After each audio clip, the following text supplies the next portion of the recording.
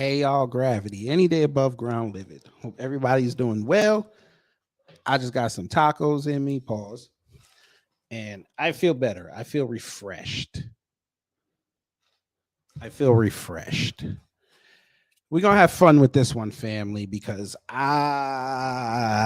it's 2023 and the election is in full swing. And unfortunately, the black conservatives and their white paymasters love to bring this man up in the corner.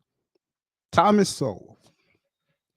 Now, if you are a frequent devourer of new black media, we consistently bring this man up, and not for good. We bring him up as an example of what you should not do as a black person. If you are against us, that's cool. Do your thing. But don't put out teachings and videos and materials that denigrate us, because once we get our hooks in you, you're finished. And the black conservative, or what I like to call the black dumb conservative movement, has lauded him as an icon. He's so right. An economist talking about social justice is somehow supposed to be lauded, which is why I've dubbed him, as you can see in the left side, one of the four horsemen of the coon apocalypse.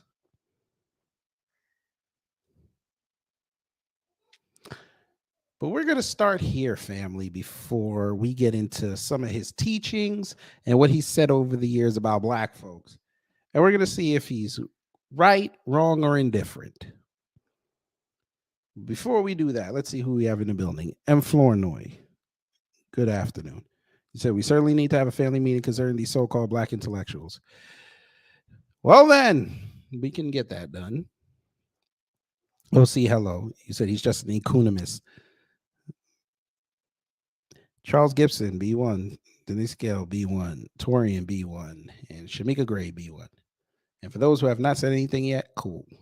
And make sure you take a look at the poll and give me your answer. I asked Thomas Sowell, icon or icon? And the numbers are fluctuating as I'm looking. We have 11% icon, 89% icon. Let's see if that'll change by the time this is over. But let's begin, family. And hello to Cameron Jones. Let's begin.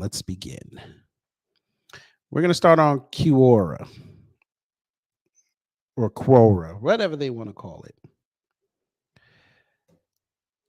I wanted to see what the general consensus or something that is Reddit light on what people think about Thomas Sowell. So we're going to go back up top. So it says, what do blacks think of Thomas Sowell? So it's already a red flag. Blacks. Blacks. Gotta love it. Blacks. Here we go. Jonathan Dominguez Vega. He says he's black. All right, say less. Afro-Latino. Okay. He wrote this 5 years ago. I am unfamiliar with this individual and his work, but simply from what I'm reading from previous answers, I am more inclined to see what he is all about. I am fortunate enough to be a black person who is willing to hear and able to understand the many different perspectives that we all may have, even if it's opposite of mine. I'll definitely read up on them. Here we go. White person. If one were to read Conflict of Visions, they would better understand the way that Thomas Sowell thinks. One school of thought is that a centralized authority can fix just about any problem given the time and resources. The other school believes that the condition of the human race is perpetual change and struggle, and that a centralized authority tends to misallocate the public resources in an attempt to control and affect the agenda of a few. You spelled affect wrong. But okay. When the original activist Frederick Douglass believed that positive change can only be achieved through struggle, but the fate of a nation should not be decided by a handful of intellectuals. When asked about what to do with the newly emancipated black population, his reply was, "You do nothing." White man says, seriously, if he weren't rather elderly, Dr. Sowell would be my preferred candidate for the presidency. Not that he's foolish enough to accept the job. When they give you a black person as your leader, You question it. As an intellectual, he is a giant. The kind of man I wish I could meet and just thank for his great wisdom. Please look into Dr. Dennis Kimbrough, Think and Grow Rich, A Black Choice, Tony Brown Journal, Black Enterprise Magazine, Carter G. Woodson, Miseducation of the Negro. The list is so endless, so look into multiple angles and become very well rounded. Black woman wrote this. Derek Flower says trash. Let's see. Black guy. Okay. Ask somebody black. Not all black people think alike. We are not a mindless, monolithic entity. I'm sure Clarence Thomas loves his dirty draws. Me can't stand his conservative bullcrap. Okay. Thomas Sowell should be called Thomas No Soul because that is the way many blacks have viewed him as a black man who is extremely comfortable in making white people extremely comfortable. A black conservative and ultra assimilationist who walks white, talks white, thinks white, married white twice. Harlem has created some black giants. He is not one. I think a lot of the stuff he says is leaned on so heavily because of comments like this. Think about it. What you're saying here is that there is a way to exist to talk white, walk white, think white, and marry white. And on the surface, I can understand what you're saying, but there's a lot of problems with this. For instance, what exactly is white culture? Are all people who have white skin white? What about people who are incredibly light skinned, particularly individuals of Hispanic descent who appear Caucasian but do not identify as white? Oops. Oops. When did you write this? A year ago. Oops. I wonder if you changed that statement. Seeing what happened in Texas. Hey, boy. This is going to be a fun show. For that matter, what if a Hispanic person appears to be Caucasian but isn't Caucasian, but also is not connected with their culture, has never been to the country their family is descended from, and otherwise appear white? Does that make them less Hispanic? Yes, because they identify as white. They write white on their thing. They do not write Hispanic. Trust me. I guess what I'm saying is that racism exists in many forms, in both acute social forms and in systemic forms as well. But instead of being anti-racist, people are more concerned with division and being seen as different. Ah, you see that, family? There you go. We're going to read it again. I guess what I'm saying is that racism exists in many forms, in both acute social forms and in systemic forms as well. But instead of being anti-racist, people are more concerned with division and being seen as different. What's wrong with being different? We don't mind over here in intelligent black society. We don't mind you being different. Just don't belittle us to prop yourself up. We've told you this on many occasions, but y'all don't want to listen. Okay, you're going to find out the hard way. But this should tell you something, family. They don't want everybody to be different. They want everybody to be under their own one unilateral umbrella. They're telling on themselves, but okay. The kind of separatism shown in labeling certain personality traits, lifestyle considerations, or cultural aspects as either black or white is akin to a false dichotomy. What I'm saying is differences should be embraced, not used to divide us from each other. We tried that. And what happened? You consumed the culture and then said we didn't have culture and then denigrated the culture. Yet you still participate in the culture. How's that work? Okay, got it. And it goes on and on and on and on. But there was something in this response, family, that I want y'all to pay attention with. This word, one of our favorite words, systemic. Systemic. Root word system.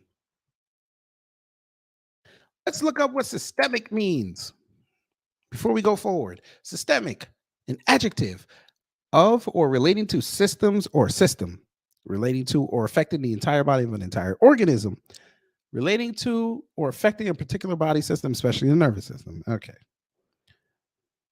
We're going to go here. Fundamental to a predominant social, economic, or political practice. Predominant. What is it we always say, family? The dominant society. And when we bring up systemic racism, as in regards to the dominant society, don't people say that we complaining too much? We got to pull ourselves up by our bootstraps. We got to work harder. Oh, Thomas Sowell has said this on many occasions. Your boy Larry Elder said, I acknowledge there's racism, but it's not systemic. Oh, okay. Okay.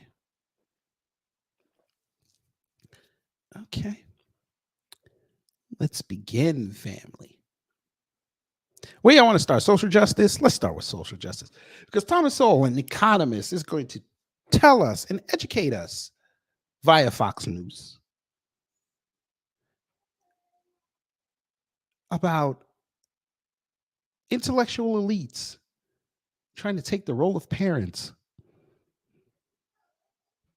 Intellectual elites. Thomas Sowell, you're an intellectual elite. But okay. We got you. Fair use. Get off. This is our inaugural show for Saturday, and we have one of my great heroes, the great Thomas Sowell. Most of you know who Thomas Sowell is. He wrote columns for decades. He's written fantastic books. He's been a leader in the liberty movement for at least half a century, as The far as I'm liberty concerned. movement. And he's been warning the American people of tyranny, what tyranny looks like, creeping tyranny, aggressive tyranny. And from my perspective, we're sitting dab in the middle of it. And he's got this fantastic new book out, Social Justice Fallacies by Thomas Sowell. You can get it at Amazon.com. You mean the Marxist Thomas Sowell? The former Marxist, I should say. Let's not do that. The former Marxist. Okay. Or any major bookstore. It is a fantastic book. And I want to welcome you, Dr. Sowell. And let me just say this to you. I've been following you since I was a little kid, not to date both of us. And you had an enormous impact on my life. In fact, you've had an enormous impact on the way I do this program. I remember you on with Bill Buckley and Firing Line, and you were a killer debater. Absolutely unbelievable. All that said, let me start it this way. Social justice fallacies. You started out as a Marxist, as many young people do in colleges and universities. And it didn't take long for you to realize, wait a minute. Where my college people at? Put a one if you went to college. I'll put a one in there.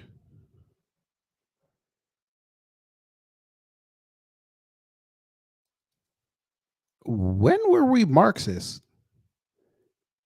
I'm trying to see something.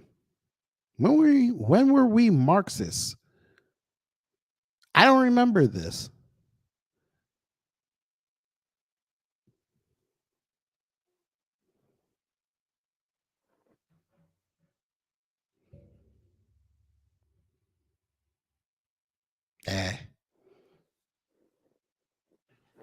This isn't all that it's cooked up to be. Was this social justice stuff and this inequality stuff, these terms, these ambiguities, did that have an impact on you first being a Marxist and then realizing, wait a minute, this is all BS? Yes, it did. And I think there's a very simple explanation that as of the time I became a Marxist, I didn't know as much as I knew after several years of study and observing things going on. And as facts carried a lot of weight with me, and when the facts kept going the wrong way, I realized that this was not going to do what it claimed it was going to do. One of the big problems about the social justice field is that what they say sounds so good. It's only after you study history that you find out just how bad, how horribly it actually turned out. Well, these phrases are very nebulous. Social justice. What does that mean? Basically, if you agree with the Marxists and the leftists, then you support social justice. But on the other hand, if you support individuality and capitalism and private property rights, obviously you're anti-social justice. What does all this mean? Well, that's how they look at it. They seem to assume a world in which if things don't turn out the same for everybody, that means that somebody has done somebody wrong. And that's an incredible assumption that human beings have such enormous control over their own fates individually or collectively. I mean, when I think back over my life, and I'm sure other people can do the same in their lives, there are times that a particular person appeared on the scene and changed the whole trajectory of my life. And it's happened more than once, and I'm sure it's happened in the lives of many other people. There's nobody out there who has all the incredible amount of knowledge required to take over making other people's decisions for them. Do you find that these radicals, these autocrats, basically, this term social justice, do they really mean centralized government, redistribution of wealth, a permanent government that undermines representative government? Isn't this really the nomenclature for that? It, When all else fails, if you need a definition, call up a white conservative or a black conservative. Thomas Sowell knows damn well what social justice is. He knows exactly what it is, but he's using the mainstream definition of it to belittle it. Hey, sir, you do know that the civil rights movement was probably going to go down as the greatest social movement in social justice movement in history, correct? People using their voices to get black people correct. You do know this. I know you're 90. What are you, 93 now? 95? I know this. I know you know this.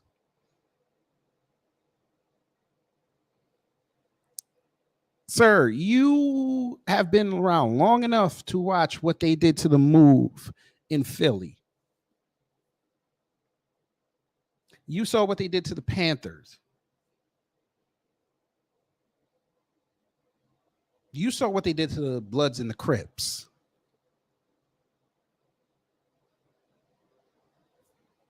You're not about to sit up here and tell us that social justice is somehow what you guys turned into a boogeyman.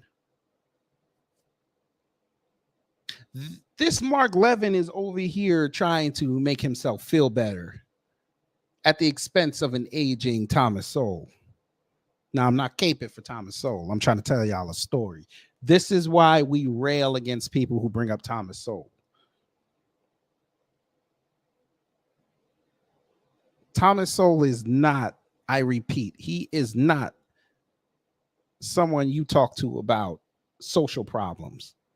Hell, I'll barely ask him about the economy, which I'll show later.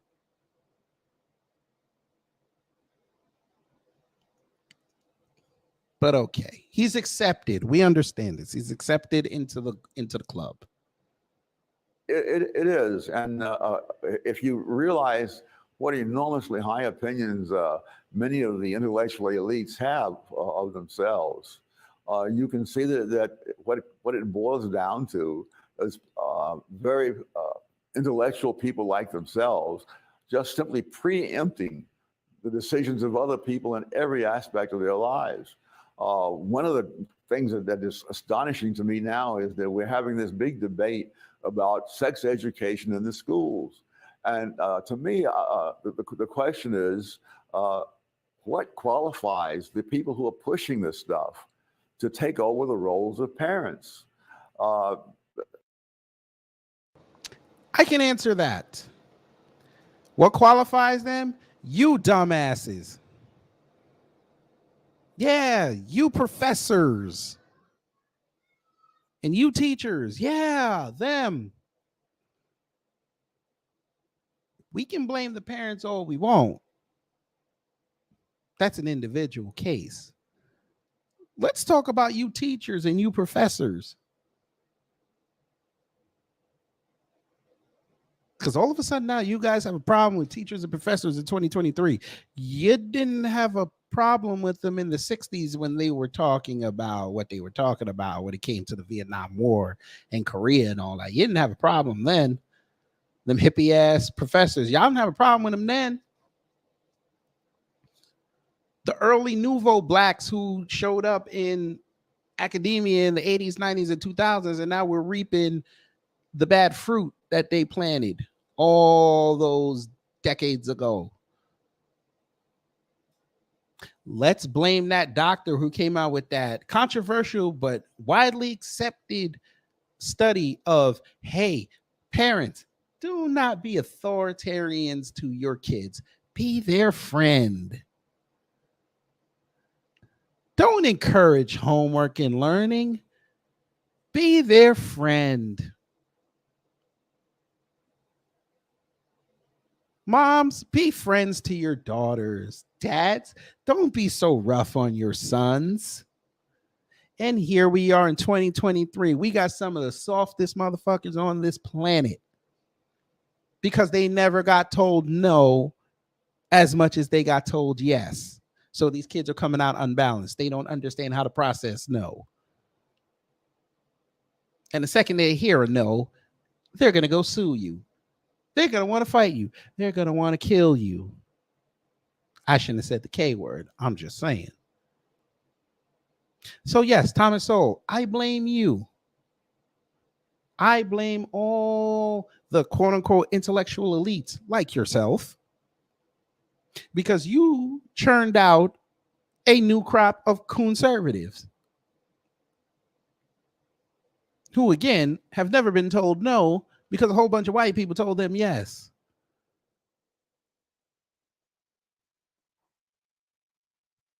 All right. You got it, though. You're being lied to. What's also very troubling is that this all came out during the COVID pandemic when students were studying at home and the parents got to see what was being taught in the schools.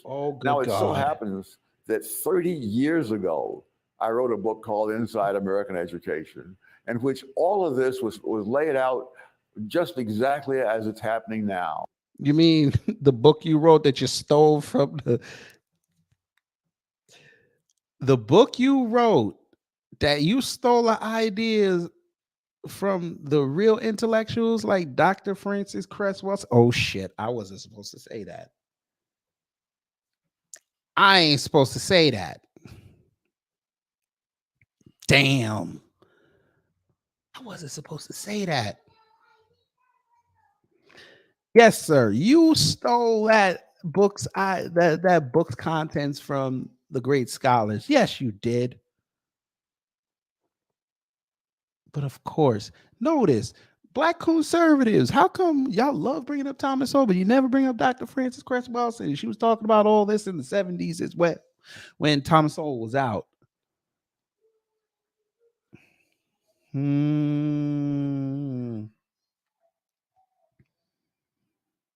think that should be that would be a fascinating subject idea. Why the black conservatives do not bring up Dr. Frances Cress Welsing?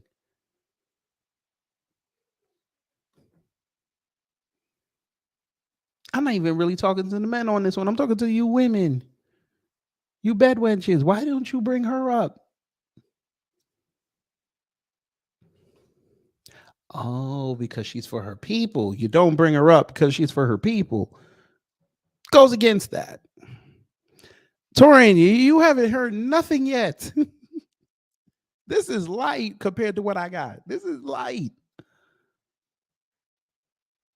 This is for you, since you're in the DMV area. This is the codfish cake. This is the codfish cake. We haven't even gotten to the boil yet, the crab boil. We haven't even got to it. You're gonna be upset by the time this is over. But yes, conservatives, why y'all don't bring up Dr. Francis Cress Welsing? Hey, Cartier family, why don't you do a little thing about Dr. Francis Cress Welsing one time? Let me see. I'm trying to see something.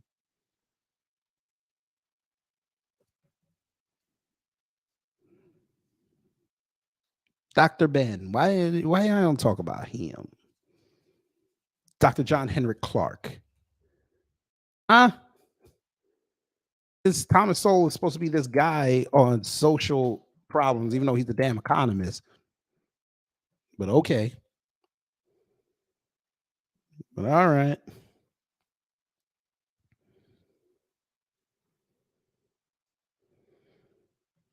All right. The fraudulence of it, the appearance that this is responding to what the students want. I can't imagine how many young people in the elementary schools, especially, are saying that they are a boy, but they want to be a girl, or they're a girl and want to be a boy. I can't think of anybody in my whole lifetime who was saying things like that. And if you follow the sort of institutional way these things are done, there are groups outside the school system and inside the school system who want to do this and who know that the parents don't want them to do it. And they do it anyway. And they pretend that they're responding to what the students want. They're not. Okay, family. I know in our circles we love the word receipts, correct? Yes, we do. I just put out something that's going to piss the black conservatives off. I said that they boy right here is a thief. And they're probably going to tell me, bring the receipts. Well, what is the timestamp? 27 minutes, 47 seconds. Hey, black conservatives, I dare one of y'all to refute what I'm about to read. Let y'all know all about this man. This is patch.com. I want you to hear this paragraph, family. Listen. Because this is where they think that he's the civil rights activist. For example, Dr. Hilliard said that in the 1980s, America's former Republican President Ronald Reagan, right-wing Republican think tank organizations, and Republican leaders began working to create their version of black leadership for the African American community. In other words, the establishment needed black leadership that pandered to the interests of white people in America and in the world. Doesn't that sound like what we're dealing with now, 43 years later? Dr. Hilliard said, to make this a reality, Republicans called a meeting with some members of the black community to replace independent community-based black voices, like the Panthers, and leadership left over from the civil rights of black power movements of 1950s, 60s, and 70s, i.e. Kwame Ture, Chokwe Lumumba, Iman Warith Dean Muhammad, the Honorable Minister Louis Farrakhan, Reverend Jesse Jackson, Reverend Joseph Lowry, Hosea Williams, Andrew Young, Tom Bradley. I'm sorry, Tom Brady. I don't know why the fuck I said Tom Brady. Coleman Young, Shirley Chisholm, Dorothy Height, John Lewis. Yeah, okay. I guess maybe that's for like civil rights motherfuckers. But okay. Imamu, Amiri, Baraka, etc.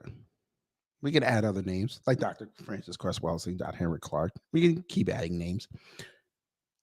He said Republicans met in San Francisco, California at the Fairmont Hotel on December 12th and 13th in 1980 for the sole purpose of developing alternative black leadership to existing black leaders in the African American community. Dr. Hilliard said this meeting was attended by black people, listen, such as Clarence Thomas, Thomas Sowell, Maria Johnson, Henry Lucas, Chuck Stone, Oscar Wright, Walter Williams, Charles Hamilton, Martin Kilson, Percy Sutton, and Tony Brown. Uh-huh. The meeting was chaired by a white American Republican named Ed Meese. In 1985, Meese became the 75th U.S. Attorney General. However, Dr. Hilliard said, quote, once some of our people found out who the organizers were, they left the meeting. But Dr. Hilliard encouraged the ASCAC attendees to read the Fairmont Papers to get a true picture of the dangerous nature of this meeting to the black community. He said that in the book, quote, many black attendees stayed at the meeting to help the white establishment undermine black leadership in America.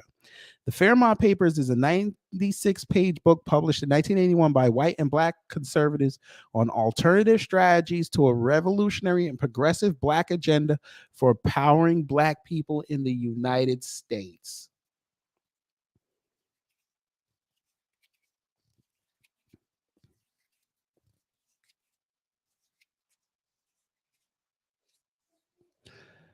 So the black conservative, the black dumb servitude has been playing these games since the 80s with the federal government. Thomas Sowell want to run around and write all these books and get all this attention because he's a government op. Hey, black conservatives, black dumb servitude movement, address that. Since y'all want to rail against the government all of a sudden now, because you want to sound like us, explain that. But we know you're going to get the babbling. Stay focused. We're going to help you.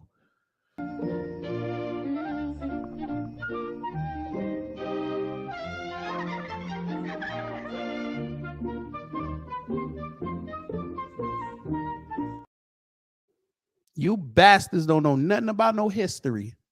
Don't play with me on this history. Yo, fuck nuts.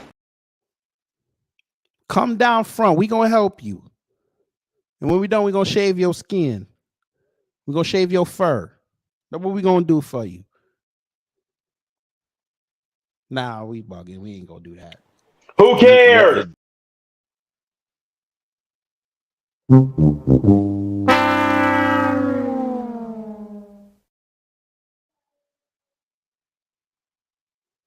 Y'all can read the rest. I just wanted y'all to see that paragraph. This man been the op.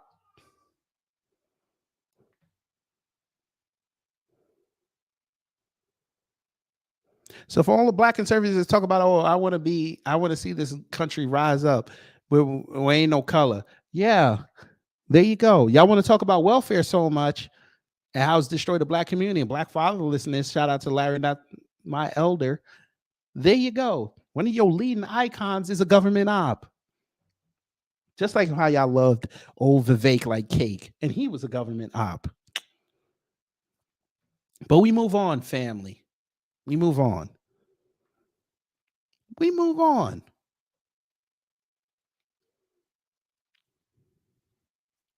You're going to particularly like this before we get into the videos.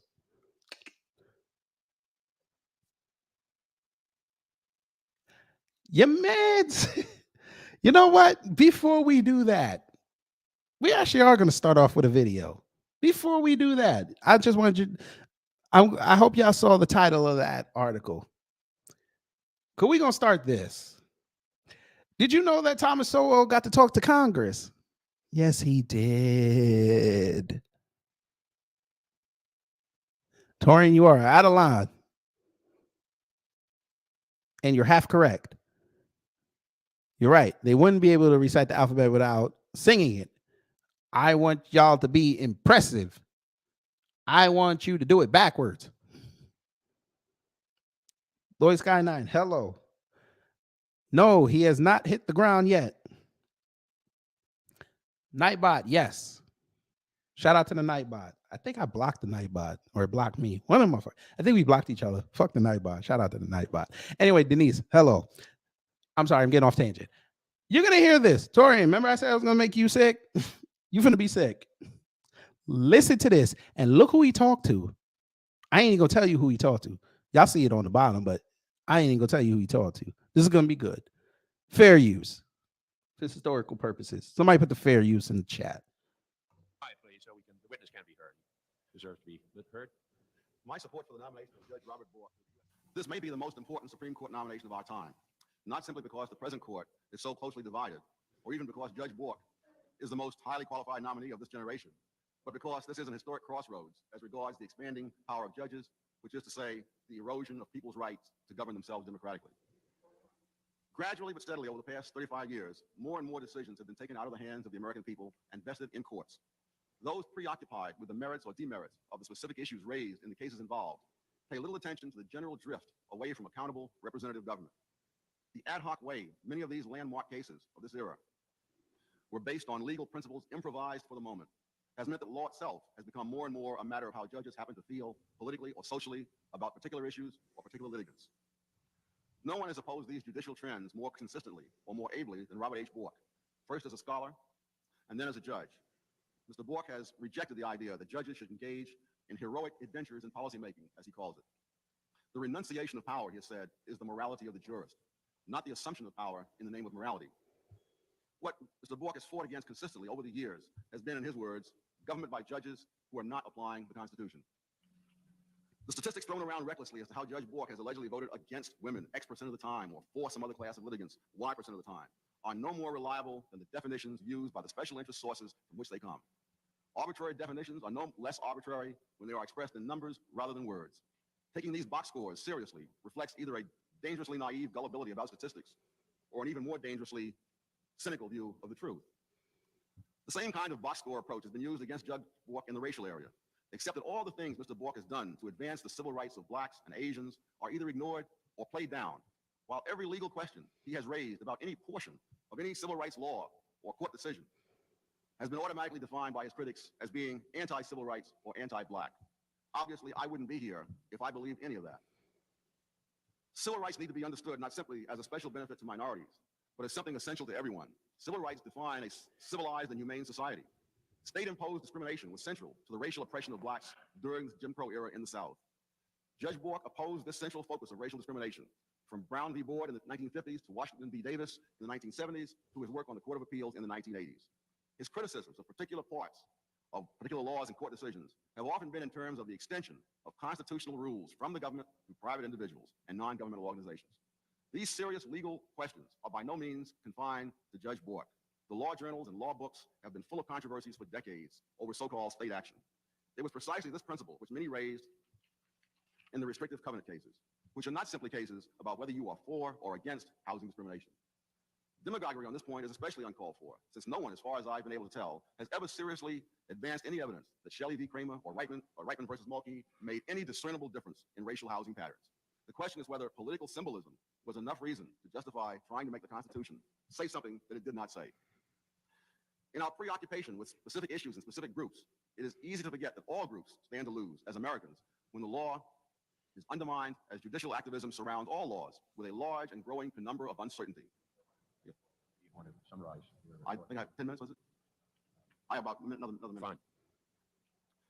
No one loses more than the black community when their children are not educated or when judicial undermining of law enforcement makes their streets far more unsafe than they were 40 years ago. Legal principles are not just abstract intellectual matters. They are often far more important to far more people than the specific issues which provoke single-issue organizations to venom and propaganda.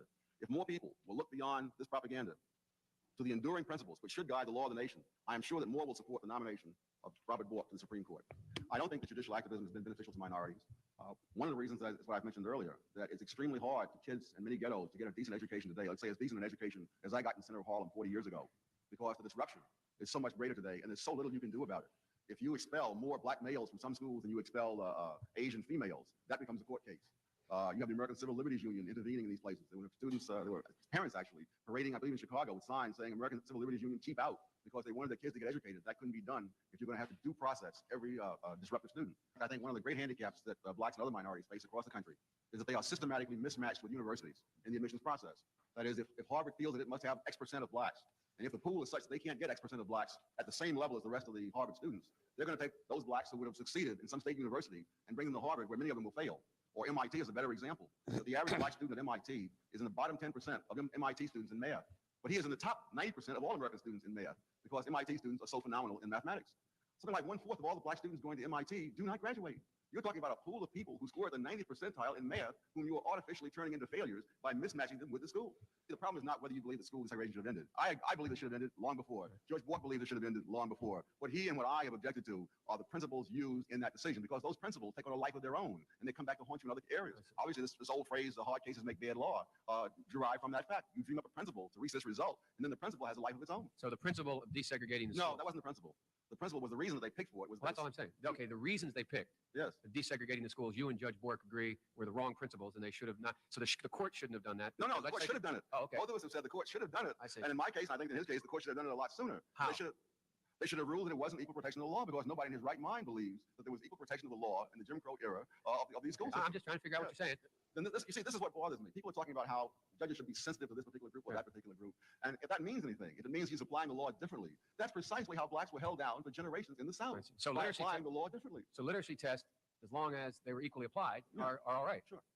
So I thought you thought. I gather from your comments about MIT and Harvard that you don't think there's enough blacks out there who are qualified to fill the number of vacancies allotted for them in those schools. Is that right? Is that what you're Well, saying? the word qualified is really misleading. I got it. So, but my point is, you believe there are not enough black women and men out there that are the same as white women and men to be able to go through Harvard and MIT. What you're It's not saying. a question what I think, it's a factual matter. So factually, you're saying factually there are not enough. Factually, this study's already been done by Clitgard at Harvard, and the figures are all. So I'll just let that play all the way through. So basically, he's saying that there was a system in place that held black people back. Is that what I gathered? Cameron Jones, you're going too fast. We're going to talk about the Hoover Institute. We're going to talk about that. I want everything on the table because these conservatives of the melanin persuasion love to laud this man, but don't know his history. Or if they do know it, they agree with it, which makes them even more dangerous. But again, it sounds like he's talking about systemic racism, correct? I mean, that's beautiful that you did that. That's beautiful. Here's the problem I have with him. Another one, I should say. Because now he's in his twilight years and he running around saying there ain't no systemic racism. You don't believe me. You don't believe me.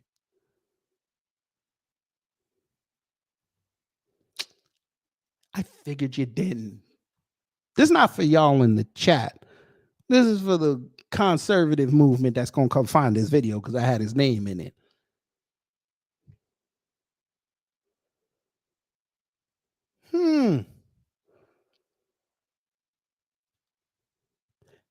It's not race, it's culture. Via Thomas Sowell. It's not race, it's the culture.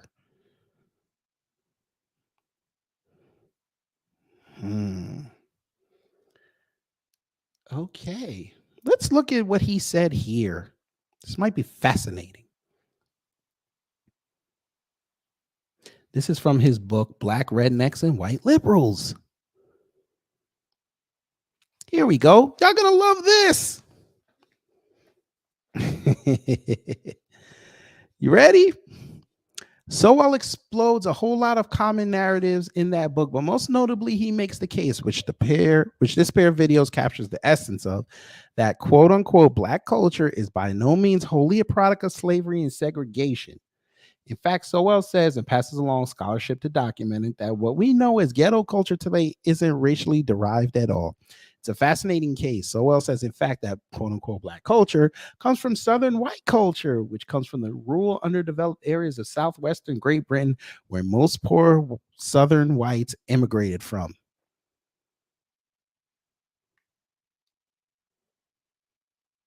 So the culture of the early ancestors in the somewhat civilized world came from poor white folk. The same poor white folk who did not want their kids associated with their kids. The same poor white folk who were having picnics. And I can't keep talking about picnics because I get mad. The same poor white folks who would feed the young ancestors who didn't even have to get the chance to live life to gators. The same culture that literally burned down black towns and flooded that culture is where black culture comes from.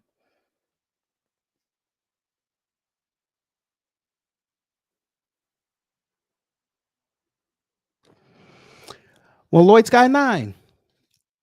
If you go back to the 27-minute mark, the Fairmont Papers, that's where he turned full coon.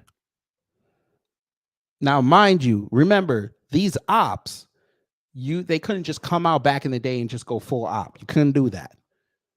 See, when he talked to Biden, this was after the Fairmont Papers. I think Bort got in, 85. I think it was 85 he got confirmed. So he had 4 years to what's the word? He had 4 years to rest his cooning, like bread. He had to rest it like a good roast on a Sunday. You got to let the coon roast. The pot, we're gonna call it the coon roast. You got to let the coon roast rest, or those juices are gonna come out, and them juices you're gonna get exposed, and we're gonna know where you got your talking points from. See, once you let the coon rest, the coon roast rest, the juices go back to their natural places, and then they come outside and they talk like they normally talk, but then the coon dog whistles show up, and it mesmerizes certain liberals to become conservatives all of a sudden, and they love reciting this man. Yes, Cameron Jones, perfect analogy. He went and turned full heel.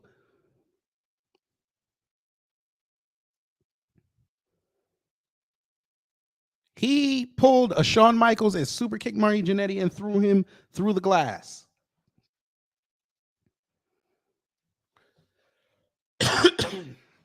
That's what he did. We're going to continue. Make sure y'all hit that like button. Share it out. Please, if you're on the phone, text it to your people, especially if you know a conservative. Send it to them. I want one of them to come in here and try to explain this man to me. Maybe you'll give the bisexuals balls to come outside and defend their man, but we know what's going to happen. The world is correct. Here we go. This is what I've heard when I talk about Jamaica. We got Arcadians from Ireland. We sound like Brad Pitt in Meet Joe Black. Oh yes, everything going to be Irish. Yeah, that's how we sound. Okay.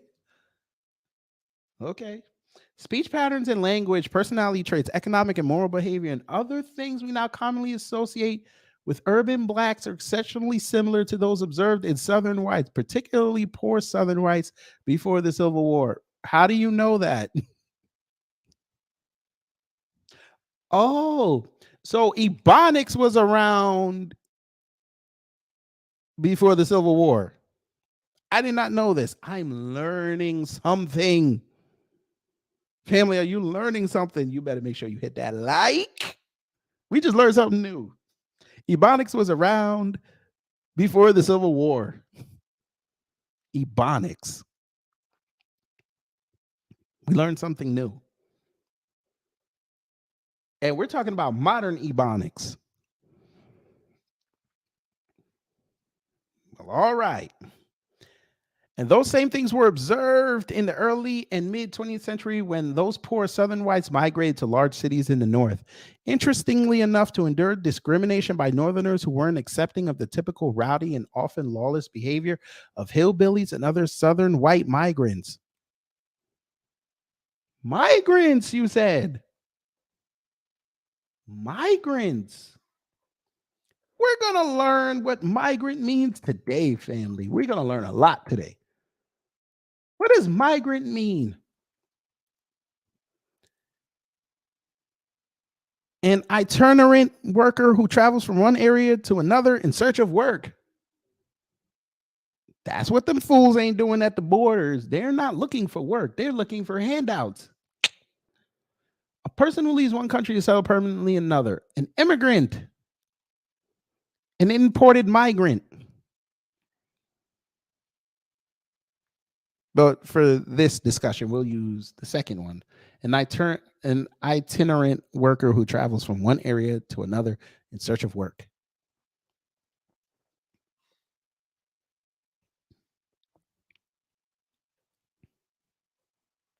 Sure. Much of that Southern white culture has melted away as a result of urbanization, social mobility, mass media, and other factors, but you can certainly still see it in the more backward and rural areas, particularly in Appalachia.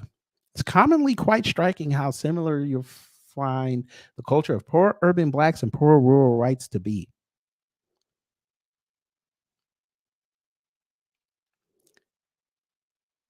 I wonder if that applies to the quote unquote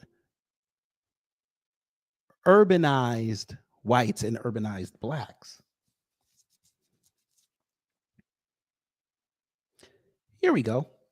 Sowell says that's because it's the same culture. Blacks were brought as slaves to the South, and there they mingled not just with white slave owners, but poor white farmers and others.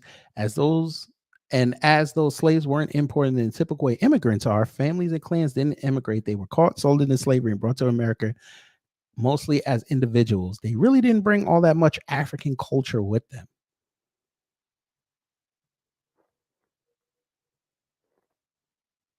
Hmm.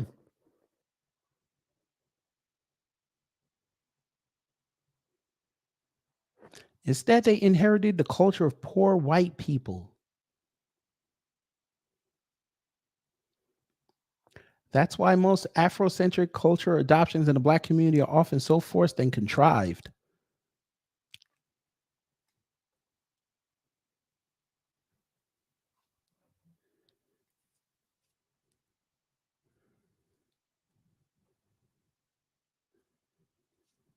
The hypocrisy is real. I tell you, people just tell on themselves. They literally be telling on themselves.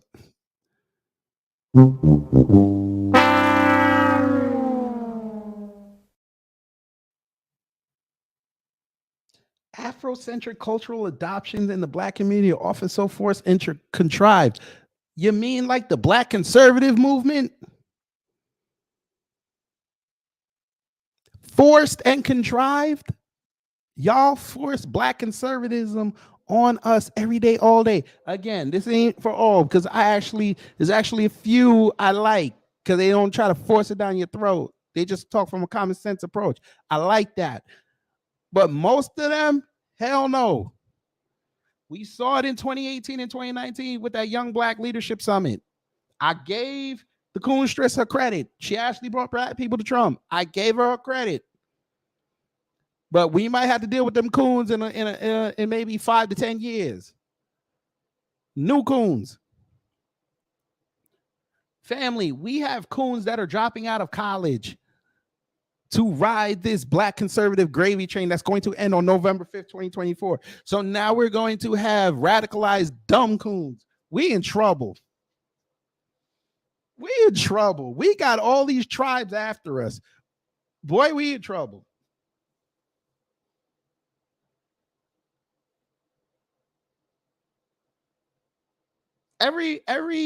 It's gonna be like every month we're gonna see a new one. Oh, I know I don't think I see what I'm seeing, what I'm thinking. It's gonna look like The Walking Dead. Just think about that, family. Some of the leading voices in the black conservative movement are college dropouts.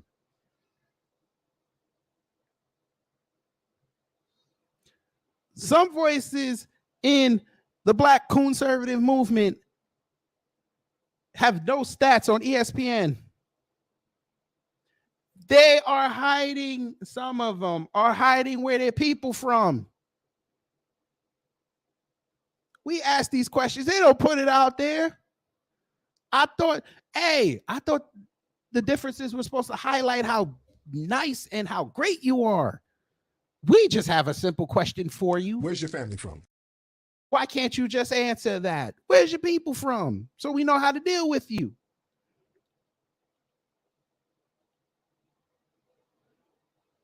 And then, family, we got the most egregious dumb servitude. We have the most egregious ones. We have the emotional dumb servitude. When you check them with facts, they go crazy. When I see you, nigga, it's gonna be on. I want you to know that. Because you call me on the phone and you saying all this, and then you get on the live stream and you playing this shit. You should be ashamed of yourself. Is that black on black crime?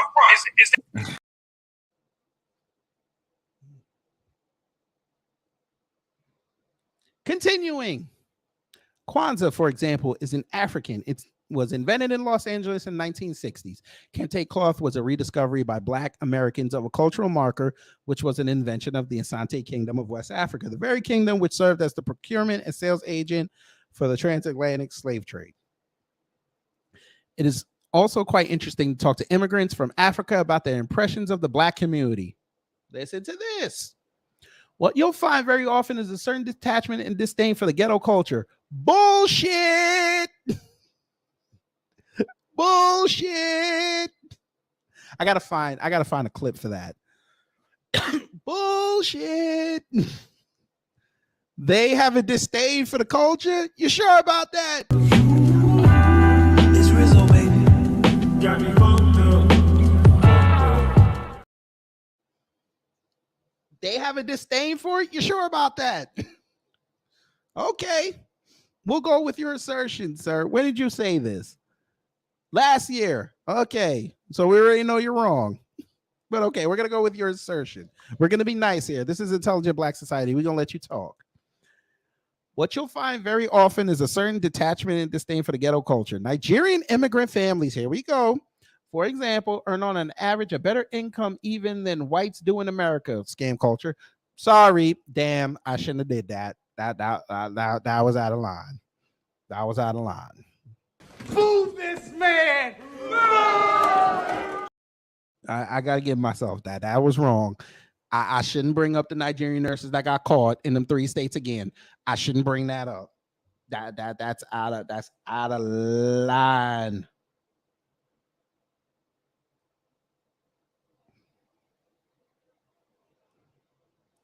And their marital success rate is on a completely different level from that of other Black Americans. Okay.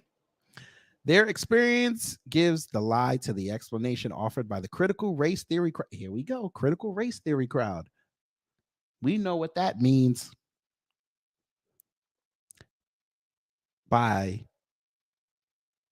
the quote unquote woke Black crowd, aka the Black people that know they're in tune with nature, who understand what's going on.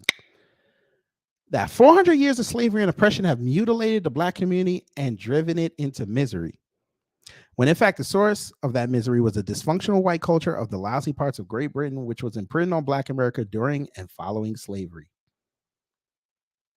So he's acknowledging that the white supremacist haven of Great Britain messed up Black America way down the line, but he's also giving it a backhanded compliment for doing what it did, because without that, he would have no content. Here we go. So why hasn't it persisted? Well, because the ghetto perpetuates it. When you have these massive neighborhoods which have no diversity, behavior and speech patterns are reinforced and reinforced again.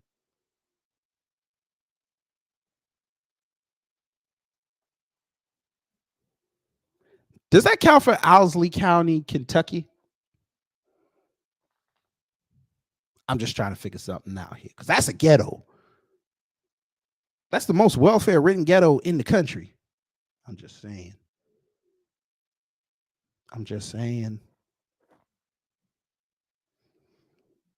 I think Owsley County residents would love to trade to go live up in New York, where they actually have access. They could go down the street in their flip-flops and their cut-off jeans and not see tumbleweeds going down the street, but they could actually see a supermarket they can actually walk to, like they used to do. They don't have to travel 10 miles to the nearest town. Hospitals right down the street. Now, ain't no hunting for no coon or no possum or rabbit. But hey, if you find the right shop, you can buy it from the butcher's case. Now you're gonna pay New York prices, but you can get it. May not be as flavorful because it's not nature, but yeehaw and all that.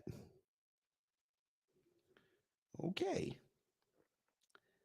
The British got rid of the white trash culture in the South and West of England by shipping those people off to America, Australia, and other places. Well, damn, we learned something else today. Britain ain't got no ghetto culture from the white side.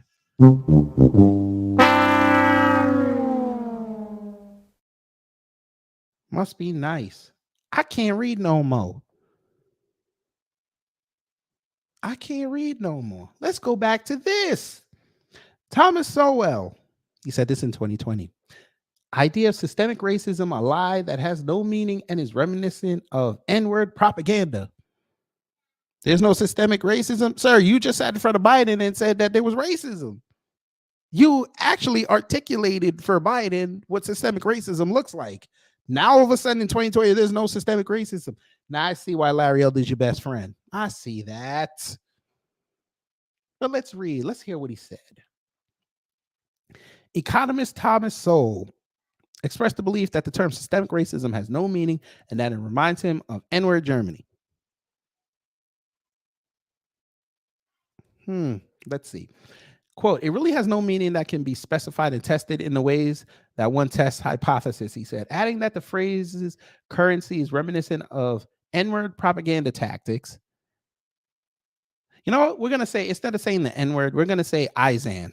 We're going to just reverse the word around. We're going to say Izan. So instead of saying N-word, meaning them folk in Germany, we're going to say Izan.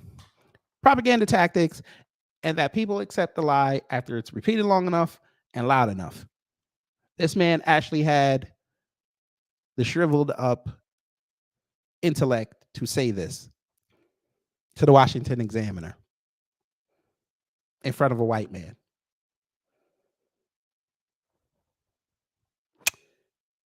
Jason Black, I know you didn't stream this weekend, but damn it, you were right again. If you ever want to know what a black person thinks, put a white person in front of them and have them ask the question. And also, You got to watch these old niggas. You got to watch these old niggas. You sat in front of Biden in the 80s and advocated against systemic racism in your way, of course, because you were at that Fairmont meeting. Okay. 35 years later, you said that there's no systemic racism. Then you said you can't test it. You can't test if there's systemic racism in America. You can't test it.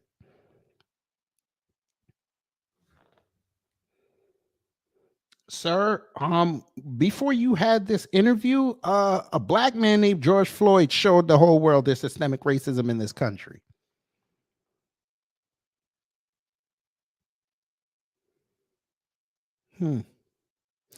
A young black man down here in Georgia, wrapped up in gym mats, and had no organs, showed that there's systemic racism in this country. A black woman down here in Georgia went to a sleepover, can't find her body still to this day. That's not systemic racism, sir. Wells Fargo, Bank of America, Citigroup. What's the other big bank? Damn, I forgot the other. Chase. I'm sorry. I can't believe I didn't say Chase. Chase showed systemic racism. They went to court over it, settled it, because they wanted to lower the appraisal values of black people's homes. So much so they had to go through illegal and unethical tactics to expose it. Kamami got exposed for pulling racism in California by having inmates stay in jail longer than their sentences. The state you live in, by the way. And you were patently aware of that. 2002, they settled $27 million. This was before her time, but similar case. Yeah. You've heard, because you're patently aware, because I know you talk to Larry Elder every day. Y'all call each other on the Coon phone. Black TikTok creators have been complaining for years that there is racism on the app. They would put up content, it would not get views. And when it does get views and go viral, they get underpaid for it, and or they get their content taken, and the white and non-black content creators get boosted and get the lion's share of the profit. You have heard these stories, sir, but you still fixed your mouth to say that you can't test the hypothesis in America for systemic racism. Got it. We're going to let you talk. It does remind me of the propaganda tactics of Joseph Goebbels during the age of the Izans. Sowell, who is black, told Fox News host Mark Levin on his show Life, Liberty, and Levin during the Sunday airing. It's one of many words I don't think even people who use it have any clear idea what they're saying. Their purpose served is to have other people cave in. Okay. They're absolute hypocrites, Levin said about today's liberal left. They claim they want equality for all. They claim that there will be the withering away of the police departments, and yet every time you look at a Marxist state is an authoritarian, top-down, centralized police state. Let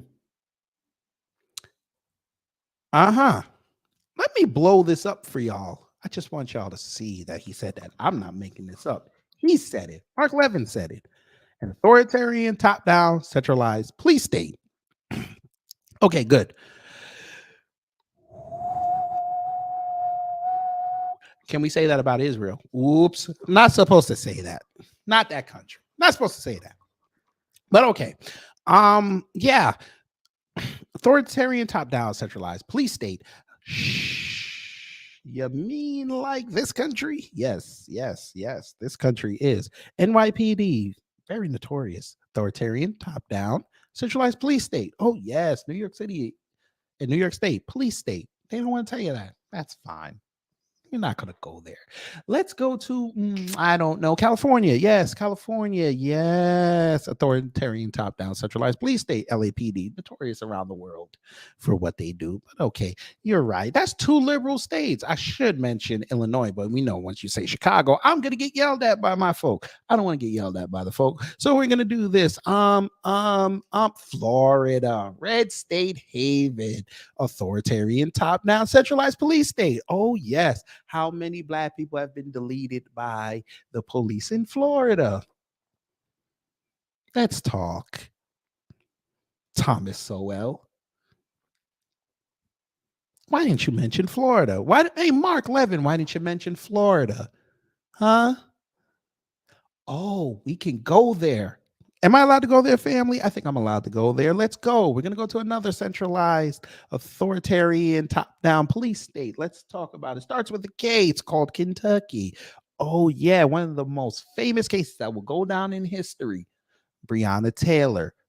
That was done by an authoritarian, top-down, centralized police state. Why do we say that, family? Because what was he? Attorney General, who's trying to run for governor now. He was in on it. Why was he in on it? How was he in on it? Let's explain the story. You saw what happened. You had all the evidence in front of you. You didn't charge not one cop on a state. Didn't do that. Oh, no. You even said, hey, I tried. I got the FBI involved, and they couldn't come up with a case. So morally, you had all the weapons to do something. Nah, you didn't do nothing until Kenneth Walker, you found out, defending himself. Then you wanted to throw the book. And then he used the letter of the law. And he got to go home. Authoritarian, top-down, centralized police state. And you got the nerve to say that.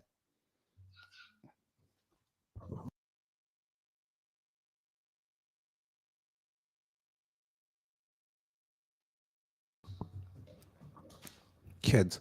Anyway, continue. The subject of the 2020 race came up during the interview of Sowell, who identified as a liberal in his younger days before becoming the conservative, classic Griff, said that if former Vice President Joe Biden is elected and Democrats control Congress, could well be the point of no return for this country.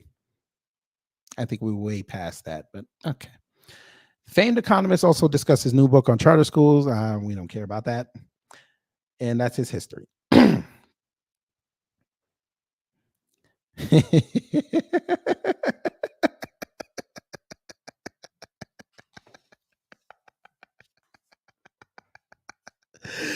By the way, family, again.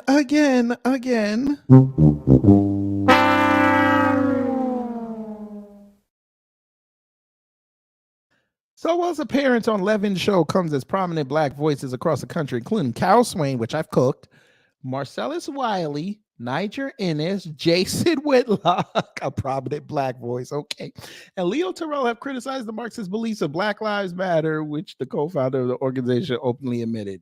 So Thomas Sowell and Patrice Khan Colors and Angel whatever and Alicia Garza and Opal, whatever the fuck her name was, and the other chick. Yeah, they're all from the same school, but now they want to get mad over BLM. You can't make this up. You can't make this up, family. You can't. Yes, Lehman Lucas. Yes, we were going to get to. I was going to mention Texas, but I guess we don't have to mention Texas because Texas, we already know that is the ultimate authoritarian, top-down, centralized police state.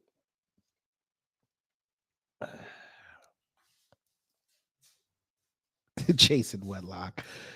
Oh man. Okay.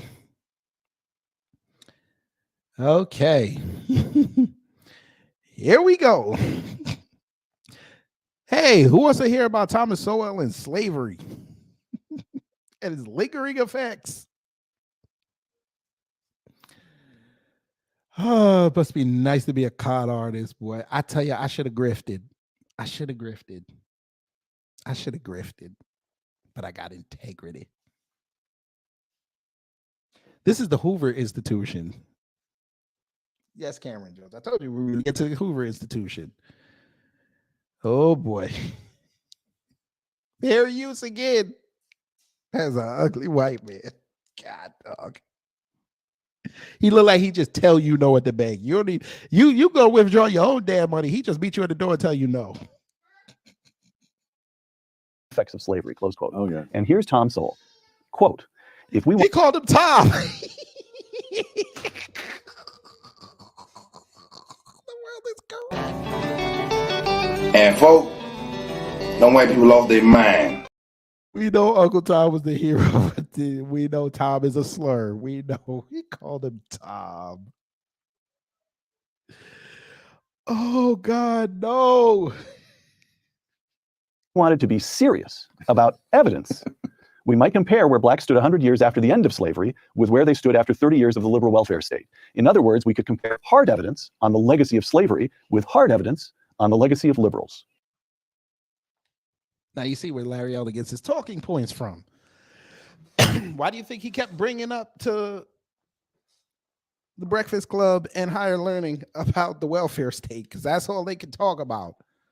They'll never talk about the contributions that Black America has done to move this world forward. Just like he never would have brought up how we have more Black fathers in the home than we had 30 years ago. And more Black families are created with both parents present. Don't want to bring that up. They're still stuck on, we have almost 80% fatherlessness in the Black community. But okay. Close quote. And so there it is. Life is hard. You use the word hard. You use the word serious. You use evidence. Tom Sowell is a man of a constrained vision through and through and through. Correct? Yes. No. Yes. Part of a vanishing breed. I might add. So when you were a Marxist, the notion, explain that, because the Marxism. Well, but no. You see, yeah, so that's even when I was a Marxist, I had the same intellectual standards. Right. And that's what eventually led me away from it. Oh, I see. In other words, I hadn't done all the research. I hadn't gone around the world looking for evidence. Yes. Okay. So And so socialism is a great idea. That does not mean it's a great reality. One of the things that disturbs me tremendously is about this enthusiasm for Bernie. Did you see this white man's face? Did y'all see this white man's face? That does not mean it's a great reality. One of the things that look at that. Boy.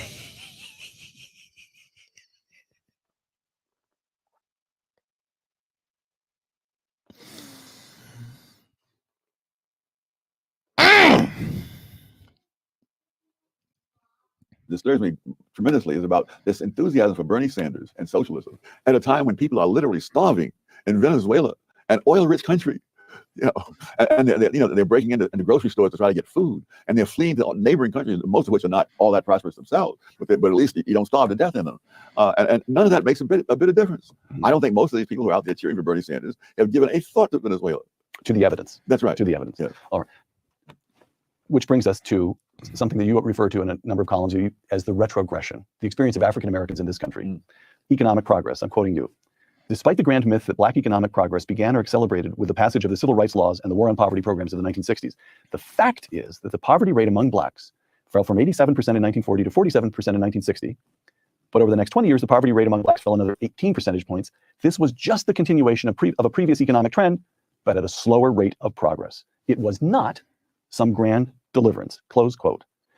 That is so counter to what we are taught in school, what appears on the editorial pages of newspapers. I feel as though I want to ask you, you really want to stick with that assertion? Well, I have more evidence in my most recent book, Discrimination and Disparities. I point out that this really is a pattern not peculiar to Blacks or even to the United States. That you can see the same thing in England. You can see it in Y'all know my red flag family. Y'all do know my red flag when somebody keeps saying Blacks.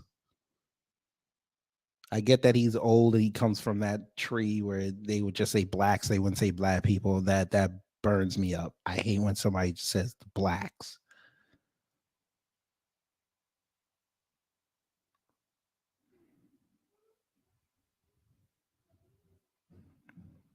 What Torian said, do people like Thomas Sowell not think the people who interview them not do background checks on them before having them on the platform? No, Torian, this is his man. Remember, Thomas Sowell is part of the Hoover Institution. They're doing an interview in-house. Yeah, this is at Stanford.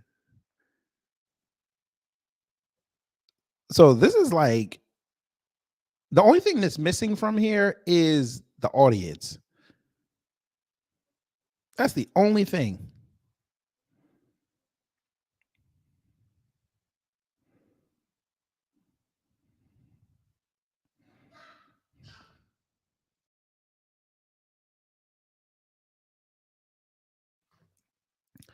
But this is the interview that these conservatives loves to reference. any number of other countries, that the poor were much worse off economically, let's say in the first half of the 20th century. And yet, they, in terms of their own behavior, they were far more decent societies. And afterwards, after this welfare state is supposed to make them better off and better human beings, that's when the crime rate skyrocketed on both sides. I want y'all to hear what he just said. I know y'all got mad over what he just said. For educational purposes, I got to play it again. Same thing in England. You can see it in any number of other countries, that the poor were much worse off economically, let's say in the first half of the 20th century. And yet, they, in terms of their own behavior, they were far more decent societies.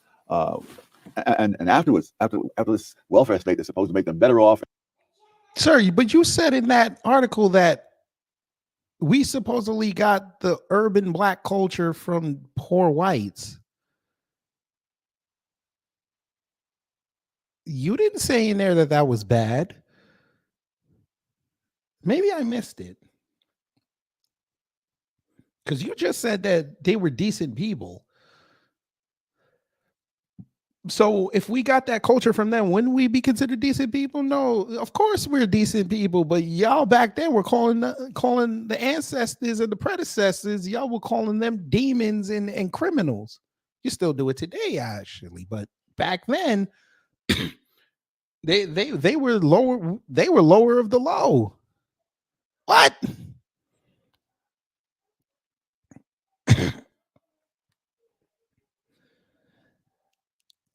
But again, this is the black dumb servitude. Put them in front of white people, they'll say what they really think, or they'll just mess up their script. And better human beings. That's when the crime rate skyrocketed on both sides of the Atlantic. The British were famous for being perhaps the most polite, considerate society in the world. Prior to that, you forgot about the most barbaric, but we're not going to go there. After that, you get things like the 2011 riots over there between London, Manchester, where they're going through this. They anticipated Ferguson and Baltimore by a few years. And the same things, the burning down of buildings, the throwing of gasoline bombs, the whole schmear. And none of those people were descendants of slaves.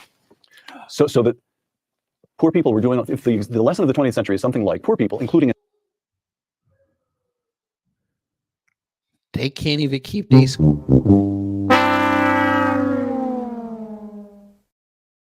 They can't even follow their script. This was the same man who said that them folk over there should go get reparations for what the Barbary pirates did. He can't even keep his script together.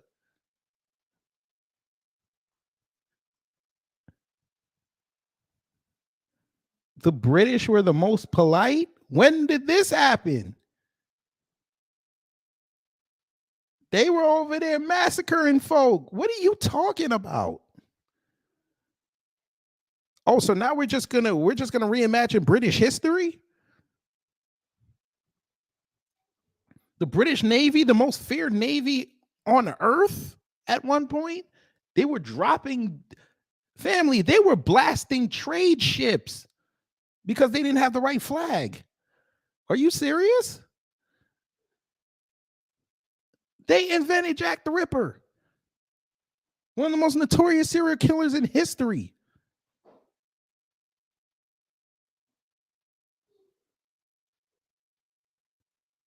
They literally take their riches and slaughter entire countries.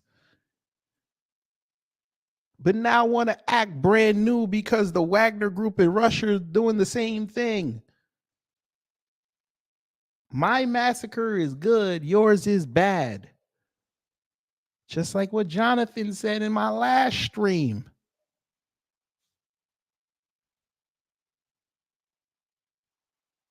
It's okay if Israel does it, but them Palestinians, hell no. Oh, Cameron, I'm sure he was very polite before he stuck the knife in your back.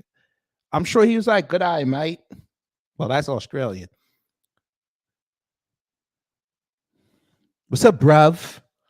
I'm sure he called you bruv before he shanked you to death. Okay.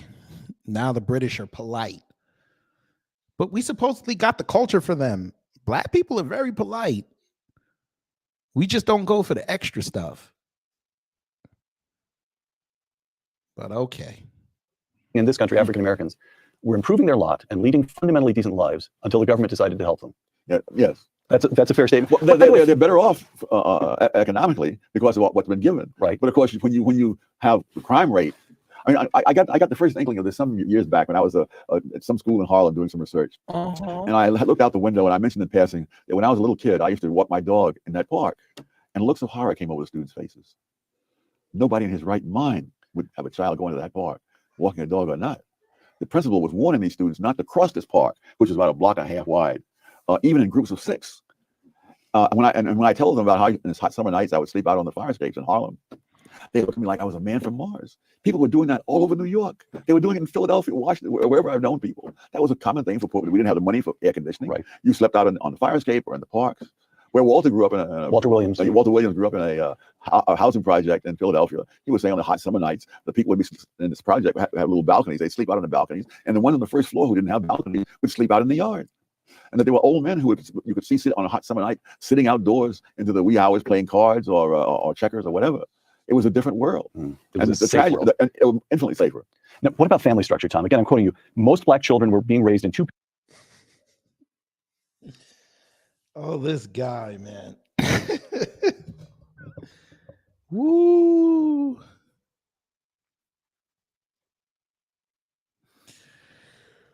Woo.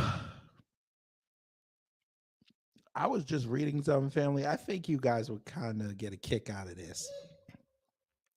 That article where it said he had the Izans talking about how systemic racism is like the Izan propaganda. I want y'all to look at this.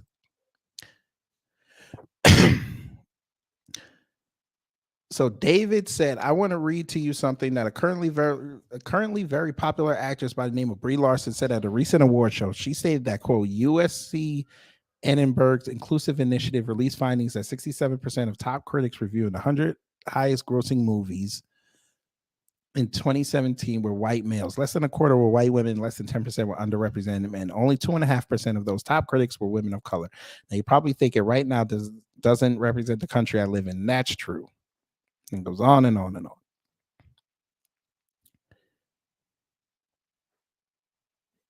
He asked, that's an example of the main fallacy that you expose in your book, correct? So Thomas Sowell says, one of the many fallacies. My God, we could play the same game with basketball and get even greater skewed representation. Blacks are the vast majority of basketball players in the NBA. That quote is downright silly.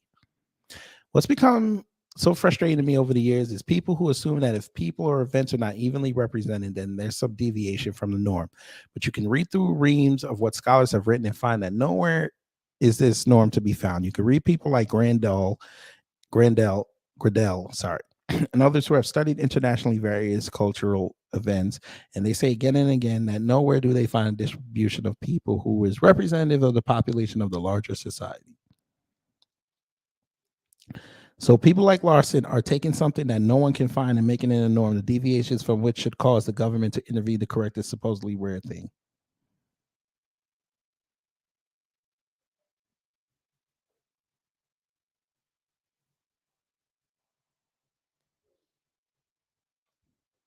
Cultural events.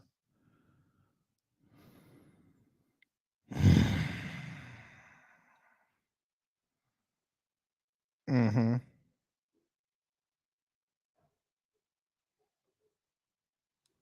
Cultural events. You mean an event that is supposed to highlight a particular race or ethnicity's contribution to the world and what they hold dear.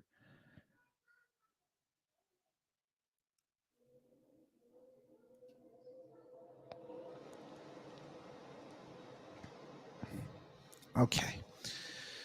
This guy is, I see it. He worked them, boy. Parent families in 1960. 30 years after the liberal welfare state, the great majority of black children were being raised by single parents. Yeah. How does that, by the way, we should note that Patrick Moynihan publishes the Moynihan Report in 1965. Yes. And he's alarmed because the illegitimacy rate among black families is 25% then. Now, among whites, it's over a third. Yes. Hispanics, it's over half. And among African Americans, it's over 70%. What's going on there? Well, this too, you find the same thing in Britain. You find it in France and Norway. You find it in the Western world. In fact, the dissolution of the family structure. Oh, yeah. There are any number of Western nations where 40% of the children are raised with only one parent. Right. At the extremes, compared to Asian countries, at the extreme, Iceland, it's 2 out of 3 children are raised in a single parent home. In South Korea, it's 1 out of 66. Wow. And so that's the welfare state? Yes, it is. Oh, you're creating a situation where if the first of all, you're creating a situation where if the man stays there, the government will not give the woman welfare, and if he leaves, they will. And so they're paying. When you pay people not to get married, more people don't get married. Right. Okay. So what would have happened if Lyndon Johnson, instead of becoming a liberal, had remained a crusty, tough, skeptical Texas conservative, yes, which is certainly the way he started his career. If Lyndon Johnson had embraced the constrained vision instead of instituting the war on poverty and the Great Society and so forth, what would the country look like today? A lot better. You would not have the same rates of crime and so on. Because you see, you can't have a welfare state in a democratic country unless you first have a welfare state vision. And when you buy all the assumptions of that vision, then you're buying a lot of trouble. One of the episodes I think epitomized it was in France.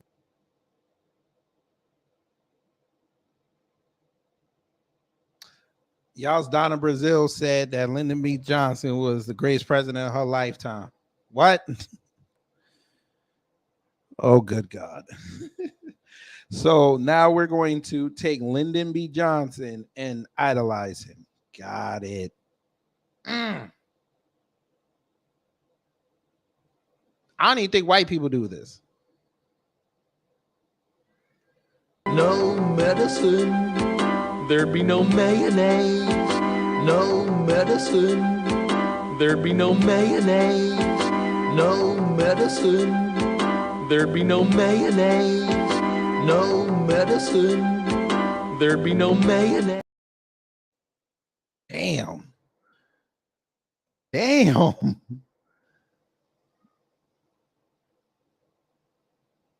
Now Lyndon B. Johnson. Damn.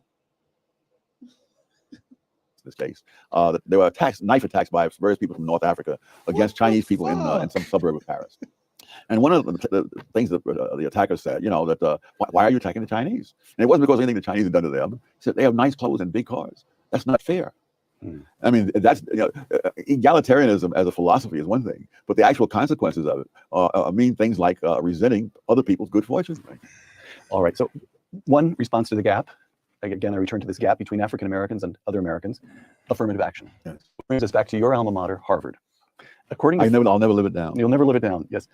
You once told me that the principal benefit of a Harvard degree was never again having to be impressed by anybody who had Harvard degrees.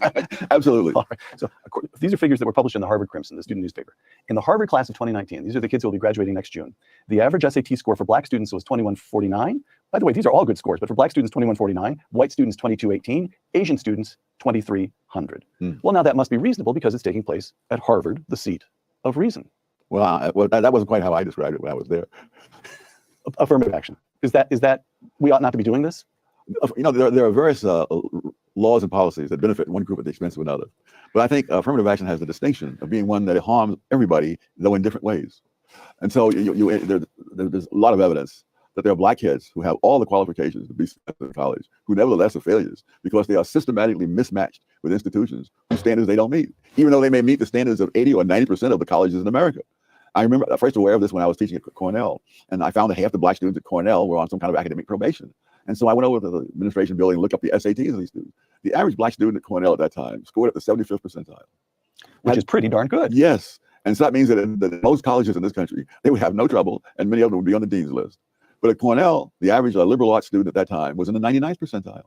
And when you're teaching the students like that, you teach at a pace that most people of any race cannot keep up with. And it was always complained that I was assigning all kinds of reading. But heck, I'm teaching kids who are in the top 1%. They can keep up with the reading that I'm assigning. So Cornell was taking very talented black kids and spending 4 years teaching them to feel inadequate. Yes, and succeeding at that. A couple quotations. These are both from the. That sounds like systemic racism. But you said in 2020 that was a lie.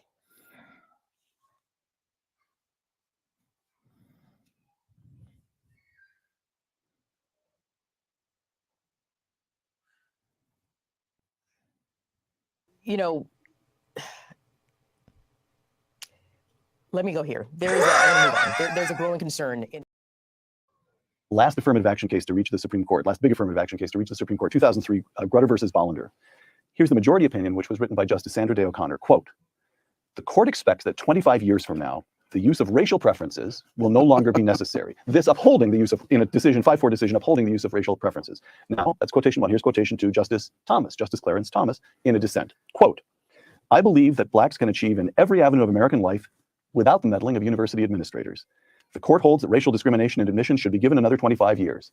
While I agree that in 25 years these practices will be illegal, they are illegal now. Close quote. So what do you do with the argument of Justice O'Connor writing that majority opinion? There's something of a constrained vision there. Look, we have all universities across the country are using these racial preferences as the basis of admission. The best we can hope to do is tell them they ought not to be doing it, that they should be developing other standards and give them a clock. Is that a reasonable thing to do? No, but it's a universal thing to do. I wrote a book about affirmative action. It was called Affirmative Action Around the World. And I made a couple of international trips at the expense of the Hoover Institution around the world to check out affirmative action. This is one of the most common arguments. It's absolutely fallacious time and time again. The argument that like so much in the unconstrained vision, it assumes that we have a power that we do not have, cannot have, and never have had. Yeah. In England, there was a man named Scarman who was saying, for now, we must do this in order to, and in many countries, these. Bro, why do you keep bringing up England? You're in America, sir. You're in America with unique problems with black folks.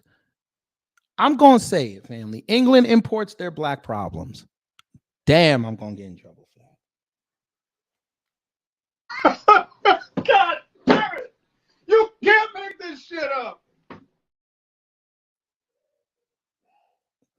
I know Kevin Samuels listened to and like Thomas Sowell.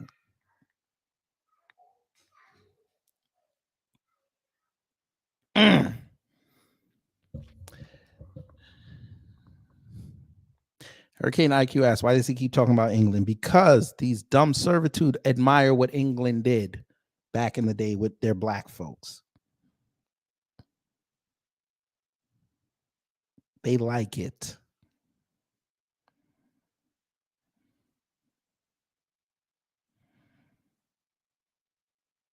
They like their class system.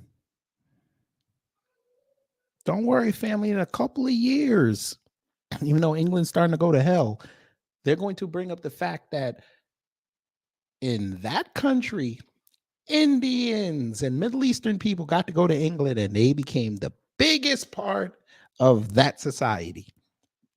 So much so, the nation's favorite dish is curry.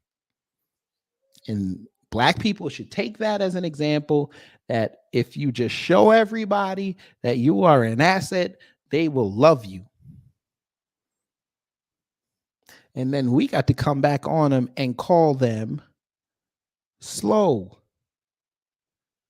Because it doesn't matter. We can give you example after example after example after example after example after example of when we try to conform, not to use that word lightly, but we try to work within the system, and y'all don't want us to work within the system because once we work within the system, everybody else gets exposed for their inadequacies.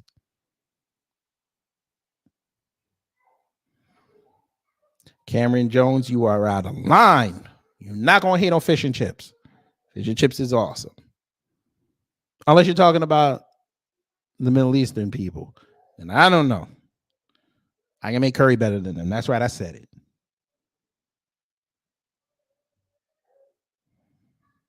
That there is a problem. Larry, get the fuck out of here. That's That's what they just told me. Get the fuck out of here. They let this man talk. Fam, I'm not going to do this to you. This is almost an hour long. We're not finna do this. Now, he's talking about the family structure. We're in the part with the family structure. Again, this is where Larry Elder gets a lot of his talking points. Let's finish it off with this. It talks about white guilt. White guilt. This is another thing the conservatives love bringing up. White people should not feel guilty about trying to make black people feel inadequate. Man, here you go. There y'all go. There y'all go. That dry ass cod. It's not. They don't always use cod. They don't always use cod. Most times they like to use pollock or turbot. They do not like to use cod all that much. So you stop it. You stop it right now. This is way over the edge. Like we it's not even over the edge. We died already. This is beyond the event horizon. Like we about to hit the vortex. Yeah, we about to hit the vortex. Yeah. Let's not go in the vortex about fish and chips, because I'll go in on them because they fish and chips. They don't season it. All they do is put salt. We're not gonna go there. Not yet. Maybe one day. But yeah, let's hear him on white guilt. In Ta-Nehisi Coates, you get almost a counterpart of that, a kind of African-American claim against the white guilt. And this seems, beginning with the abolitionists, even beginning before the Civil War, you see almost every generation, there's some expression that racism and slavery, as Shelby calls it, this correctly, of course, the sin of slavery is so deeply, it's something we still live with. How do we expiate it? How do we get past it? Is there something we can do to relieve ourselves of this legacy? Yes, it's one word. Say it, family. Type it in the chat before I play the video again. We all know what the word is. And for those who don't know what the word is, and for the slow bus kids, we're going to give you a visual aid. Go ahead, family. Type that word in so they know. It will be all fixed. Everything. It will be a major start. And within a decade, everything will be fixed. You won't have to worry about the blacks anymore. Let's see what the results were, shall we? Vincent Taylor, hello, reparations. Black free thinker, reparations. Hurricane IQ, reparations. Val Williams, reparations. Shamika Gray has to be the contrarian of the chat, but I love her to death. Cut the freaking check.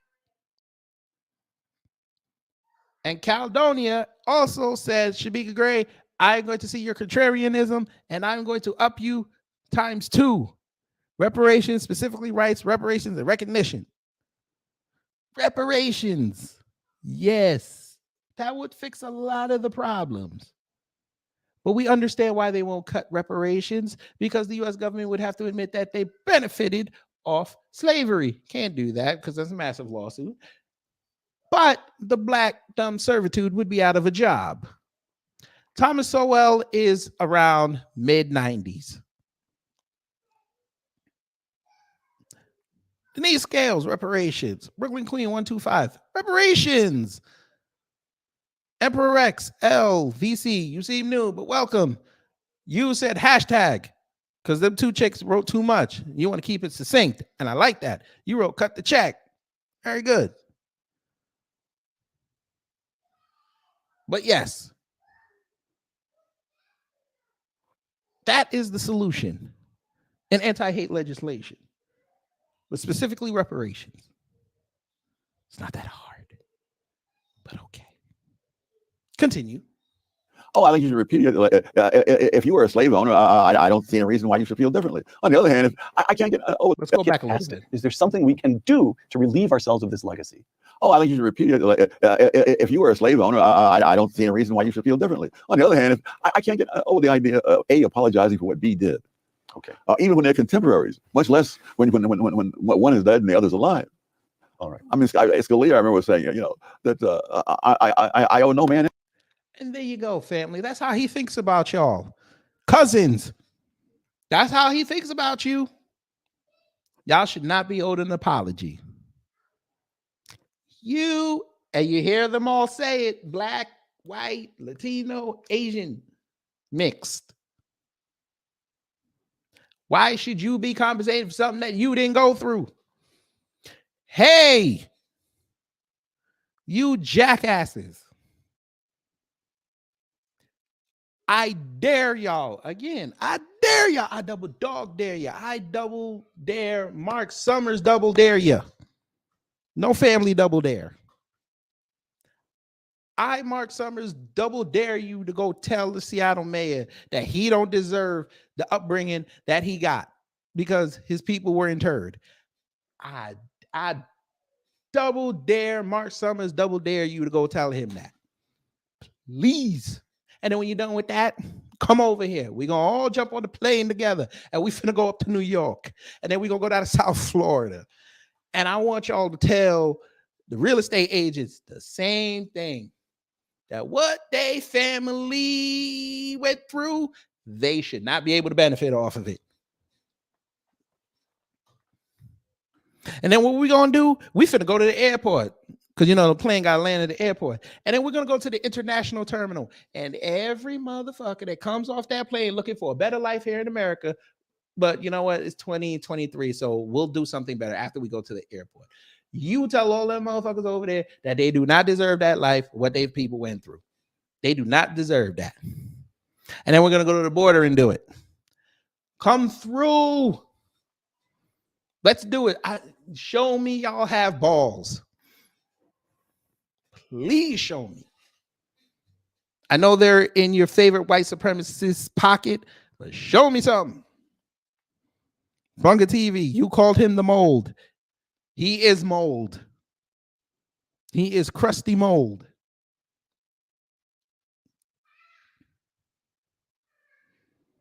But we're not going to go there.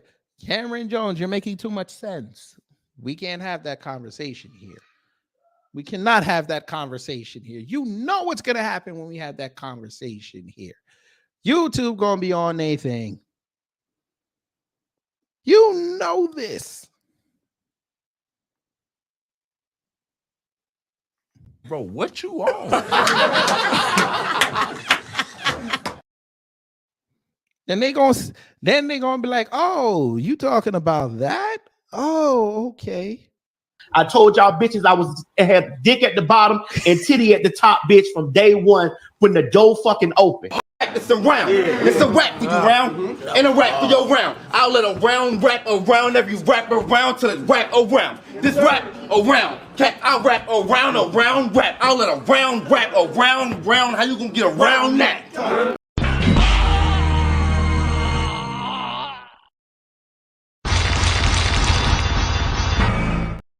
Then I go back on suspension again. I don't need that. We're going to do it on Rumble. Anyway, back to this. Anything because people who look like me did something that people who look like him. Okay, so just get past it. Get to work. Yeah. All right. There it is. Hey, that's Thomas Sowell's whole career right there. Just get past it. Just get past it. Just get past it. Hey, FBA, ADOS, Friedman, not my words, his words. Get past it. Get past it. Pull yourself up by your bootstraps. Get past it.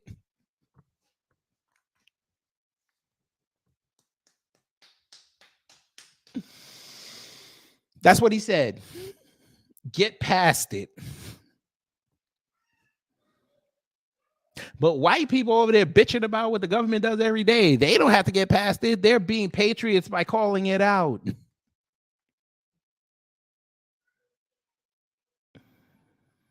This crusty SOB just told y'all, family, to get over it. This crusty SOB family just told you to shut up and dribble. This crusty SOB just told you and your legacies and the predecessors who fought the fight, who fought the fight.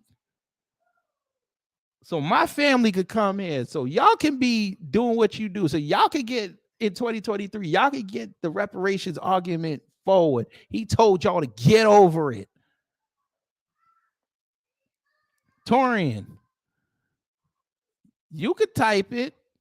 Matter of fact, you know what? Put it in the Discord. I'll say it. I'm on that type of time today. Put it in your Discord. I'll say it. This moldy old buzzard, this fool just said for y'all to get over it. Thomas Sowell, I would love for you to go talk to Tamir Rice's people and tell them to get over it. I'd love for you to go tell Tatiana Jefferson's people to get over it.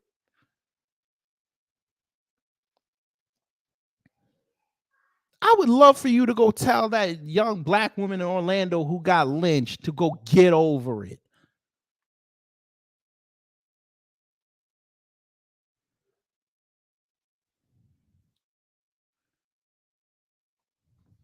You gotta be insane. Hey, Thomas Sowell, you can shut up and go expire, sir. And then when your people are mourning you like Larry Elder and all these conservatives and dumb servitude out there, I'm going to be with the bullhorn passing by saying, hey, what happened? Hey, he expired. Y'all got to get over it. Let me see how that going to go over one time.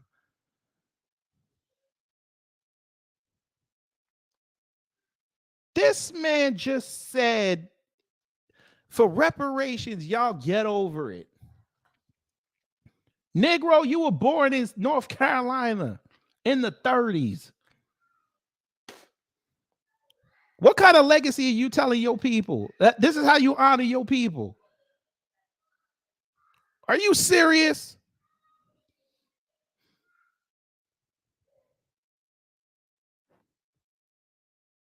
He literally just said, get over it.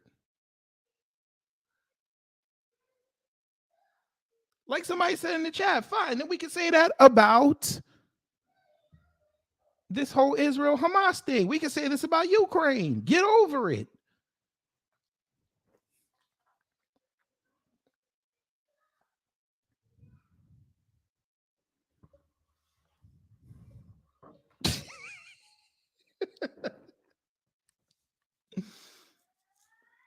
Hey, you spent all these years talking this crap, and you worth $15 million, sir. Net worth.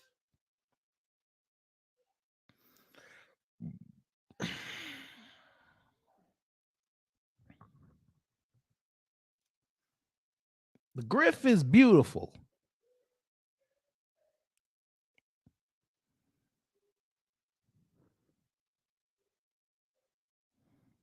Sir, they love you so much on this site. They ask what your sexual orientation is, and then 5 lines down, they ask if you were gay.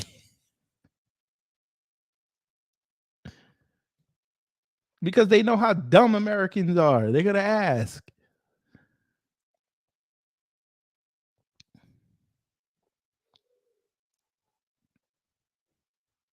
Please tell Israel to get over it. Please, I would love for that. You'd be on an apology tour with Jonathan Greenblatt at your old age.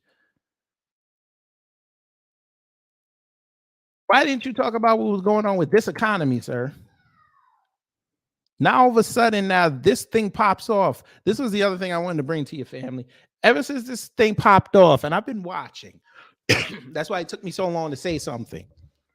All of a sudden, now that this thing popped off, all of a sudden now they're bringing up Thomas Sowell with this because he said like a year ago that this was going to happen. Yet again, who did he steal that from? Us. Because we've been saying for years, this Israel-Palestine thing, this ain't our fight.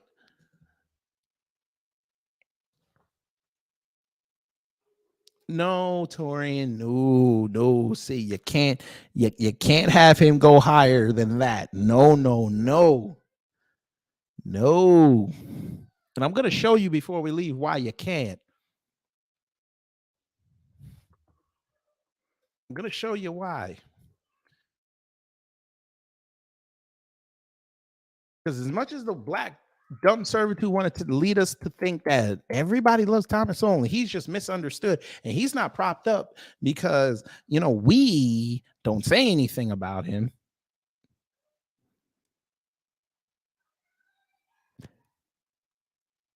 They don't really like him either.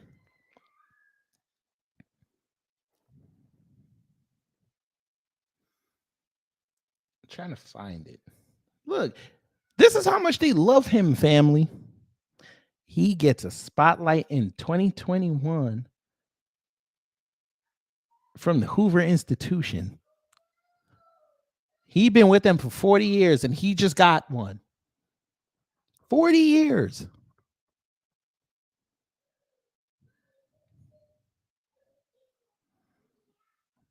Hmm.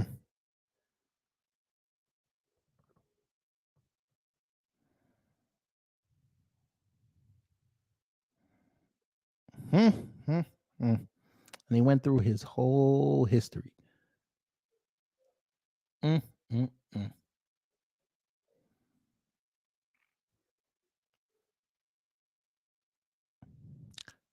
By the way, y'all don't believe me when I say white people don't like him?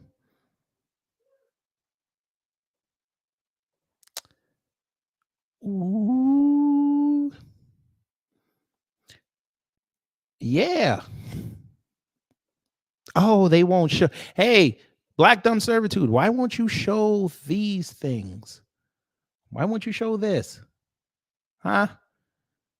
At least give context to who this person is.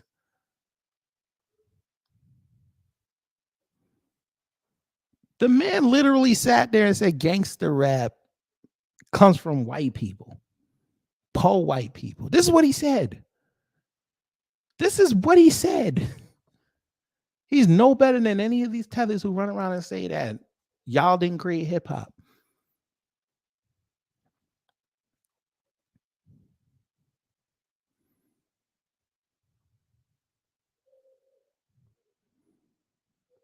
But there you go. Here you go. Who's a racist? The answer may surprise you. Thomas Sowell.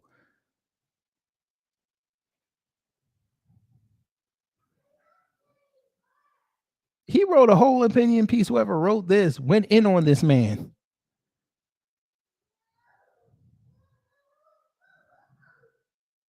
He went in. They went in on this man. I thought they loved him. This is what they tell us.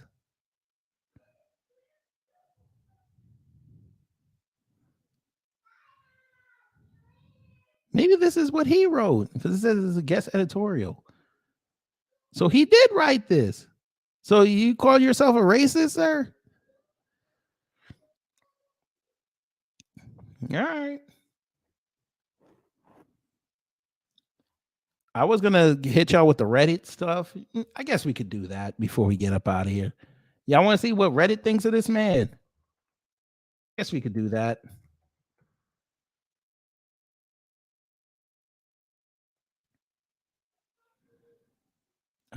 Let's see. Has Thomas Sowell ever filled anyone else with rage?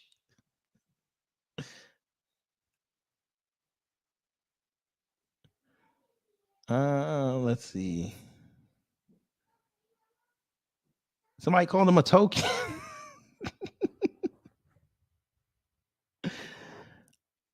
Oh, wow. Okay.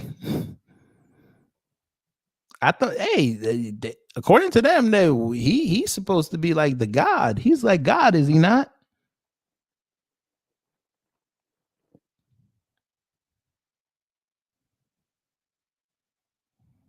Somebody went in on that.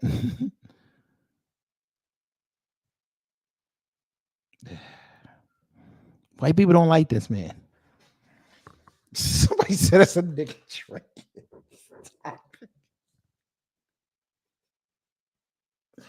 Damn, Tori. Oh no. But again, Jay Informant, hello. Remember, Larry Elder sits there. Candace Owens sits under his tree. This is why they keep bringing up history. They don't bring up what currently happens now because it would destroy their narratives.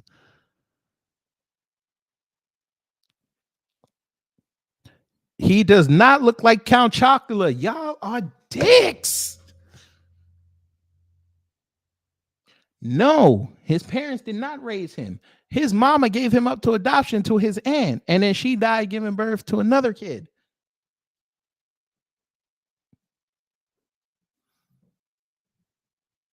Wait a minute, family. I just remembered something. Hey, Thomas Sowell. Larry Elder, come here. How come you don't use Thomas Sowell, your best friend, as an example of how a black man can succeed without a daddy? Oh my God, here they come. Here come the conservatives. Here they come. It's a round. It's a rap for you round. And a rap for your round. Here they come. Here come the splaining. I'm here to tell you right now, we don't care. Let me tell you, we don't care. They gonna tell me that that's not an albatross. He's been ordained by God. God's been watching over him. That's why he's been able to live this long. Thomas Sowell is a treasure to this country. He didn't have his daddy in his life.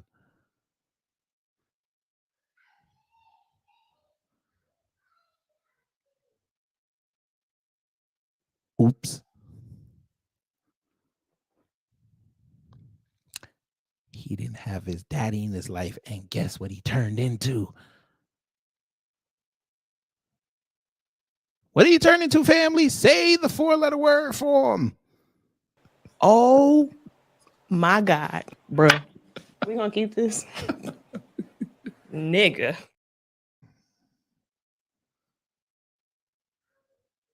What did he turn into when he didn't have a daddy?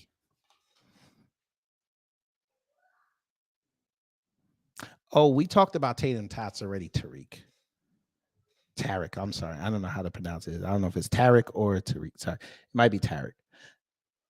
We know. But just for, since his best friend loves to talk about fatherlessness, see what happens when your daddy ain't in your life? You make bad choices. It can happen at a higher rate.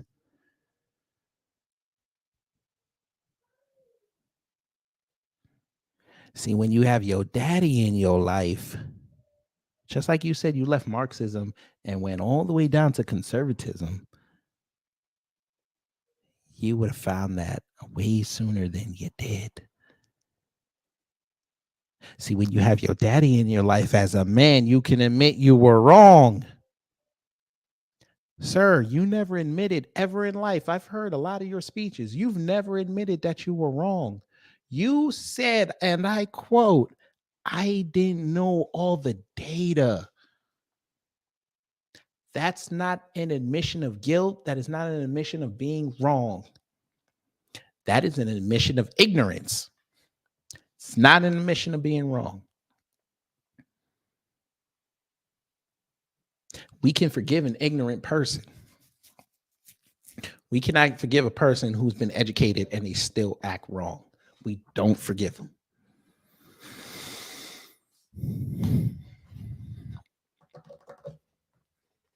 So Larry Elder, I expect the next time you prop yourself up somewhere, talk about how Thomas Sowell is not a product of a father-led home. I want to see if he gonna call you on the phone and say, what the hell? I would love to see some coons fight.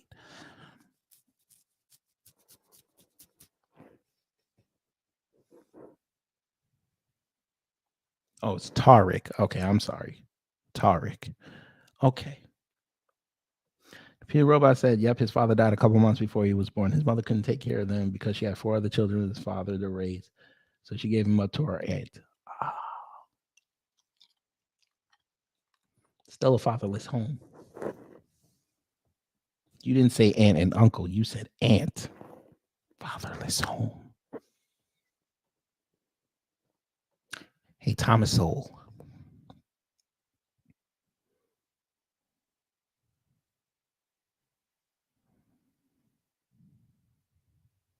We need to stay away from these niggas. I think we got the gist. I think I'm probably one of the few new Black media members who really went in depth on Thomas Sowell today. I hope. Because this narrative has got to change. This man is dangerous. This man said to Joe Biden's face, there's systemic racism, but then just said in 2020, there's no systemic racism. Which is it, sir? The people would like to know. Which is it? You bastard. And then you told the foundationals and the reparationists to get over it.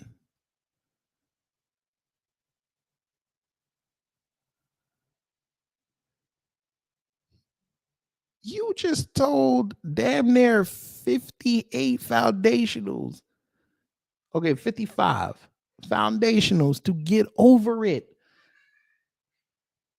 Get over slavery and its effects, which became systemic racism on nitrous oxide.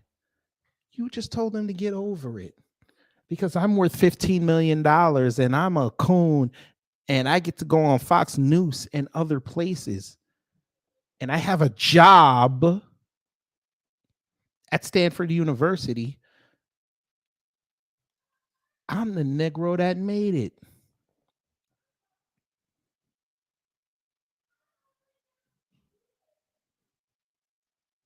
But you acknowledge that there is, have acknowledged in the past that there's racism.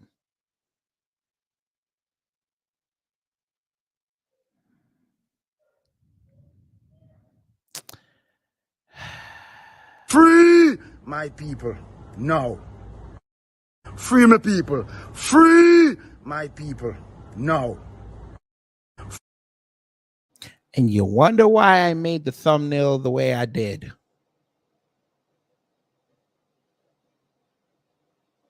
It's funny he wrote a book about social justice fallacies, and his whole career is a giant fallacy. What have we learned today, family, before I get up out of here? You are the op, sir. You're a government op. You've been one.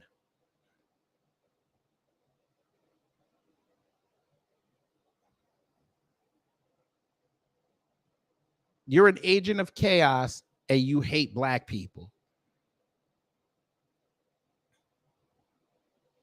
It's okay, because when your funeral hits, I'm pretty sure I'm going to be there live streaming the playback, and I'm pretty sure I'm going to count, and I'm not going to see a whole bunch of black people there. I'm pretty sure.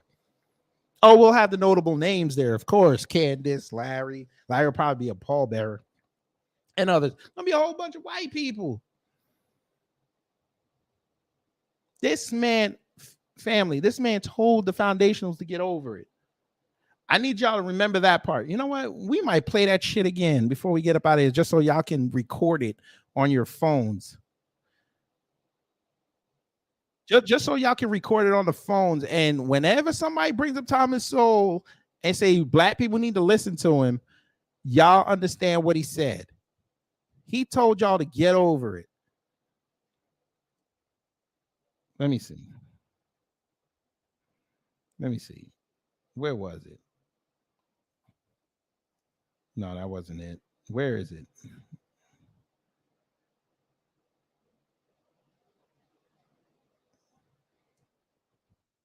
Where was it?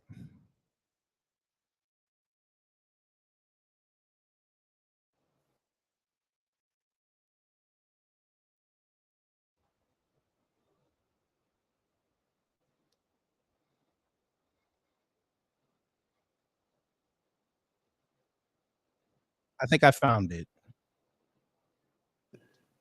Poor people were doing, if the lesson of the 20th century is something like poor people, including in this country, African Americans, were improving their lot and leading fundamentally decent lives until the government decided to help them.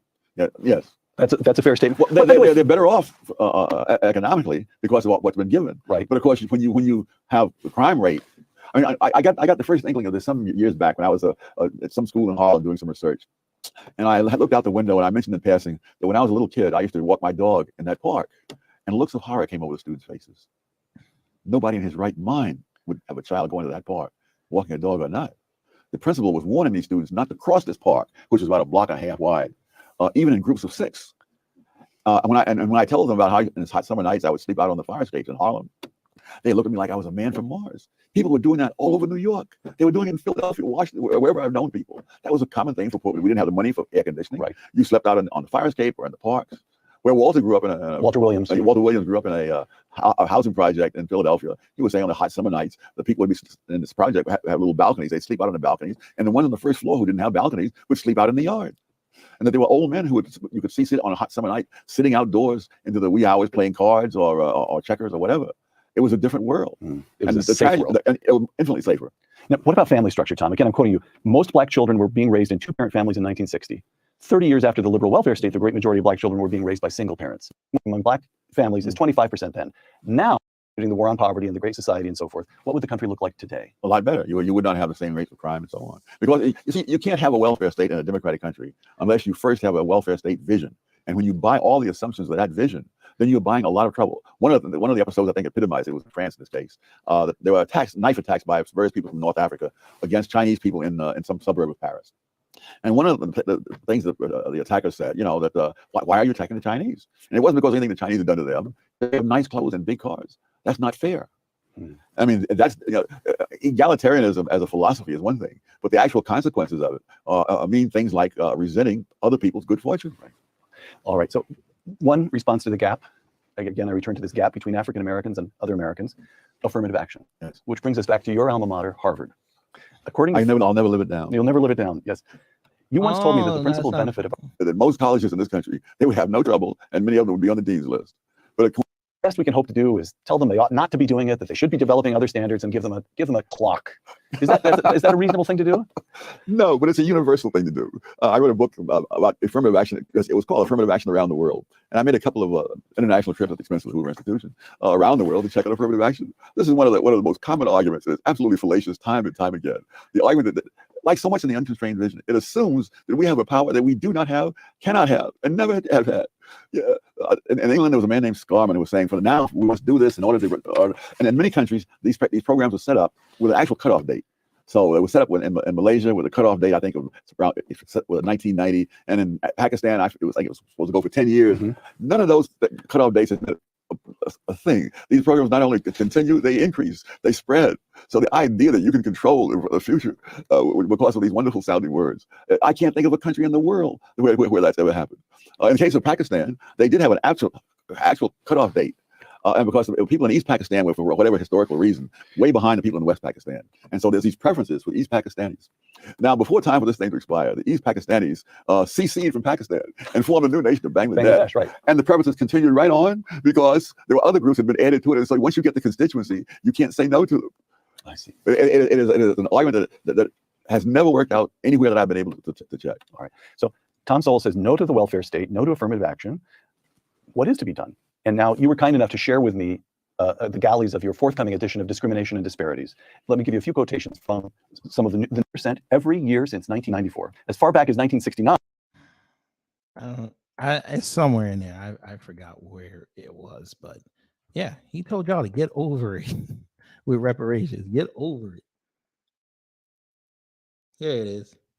Slavery has been a universal institution for thousands of years, as far back as you can trace human history. And what we're looking at is if slavery is something that happened to one race of people in one country, when in fact the spread of it was around the world. In 1776, which is when Adam Smith published The Wealth of Nations, as well as when the United States got started, he said that Western Europe is the only place in the world where there is no slavery. And even the Western Europeans had vast numbers of slaves in the Western Hemisphere, yes, but not in Western Europe itself. And so if you're going to have reparations for slavery, it's going to be the greatest transfer of wealth back and forth, because the number of whites, for example, who were enslaved in North Africa by the Barbary pirates exceeded the number of Africans enslaved in the United States and in the American colonies before that put together. But nobody is going to North Africa to ask for reparations because nobody is going to be fool enough to give it to them.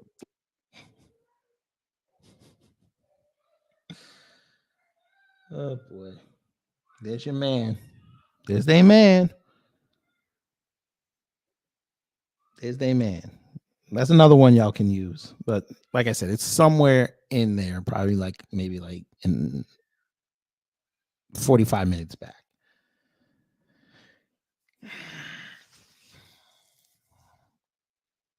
Make sure y'all like the video. Make sure you share it via text message to your people.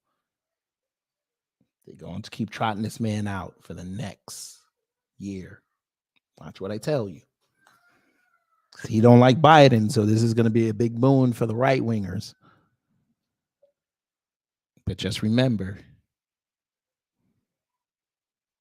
he agreed with watching black people suffer because it meant that he could achieve his $15 million net worth.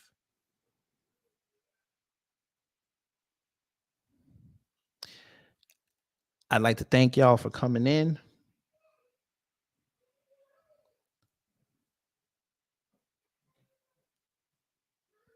Yeah, I don't got nothing else to say. I'd like to thank for y'all to come in. I thank y'all for coming in. Hopefully you learned something, because that's my job here. If you did, that's great. If not, I shall do better next time. I'm going to go relax. Y'all take care, stay safe, and you know what to do when the agents of chaos come to mess up your day. And again, I stand with Black America.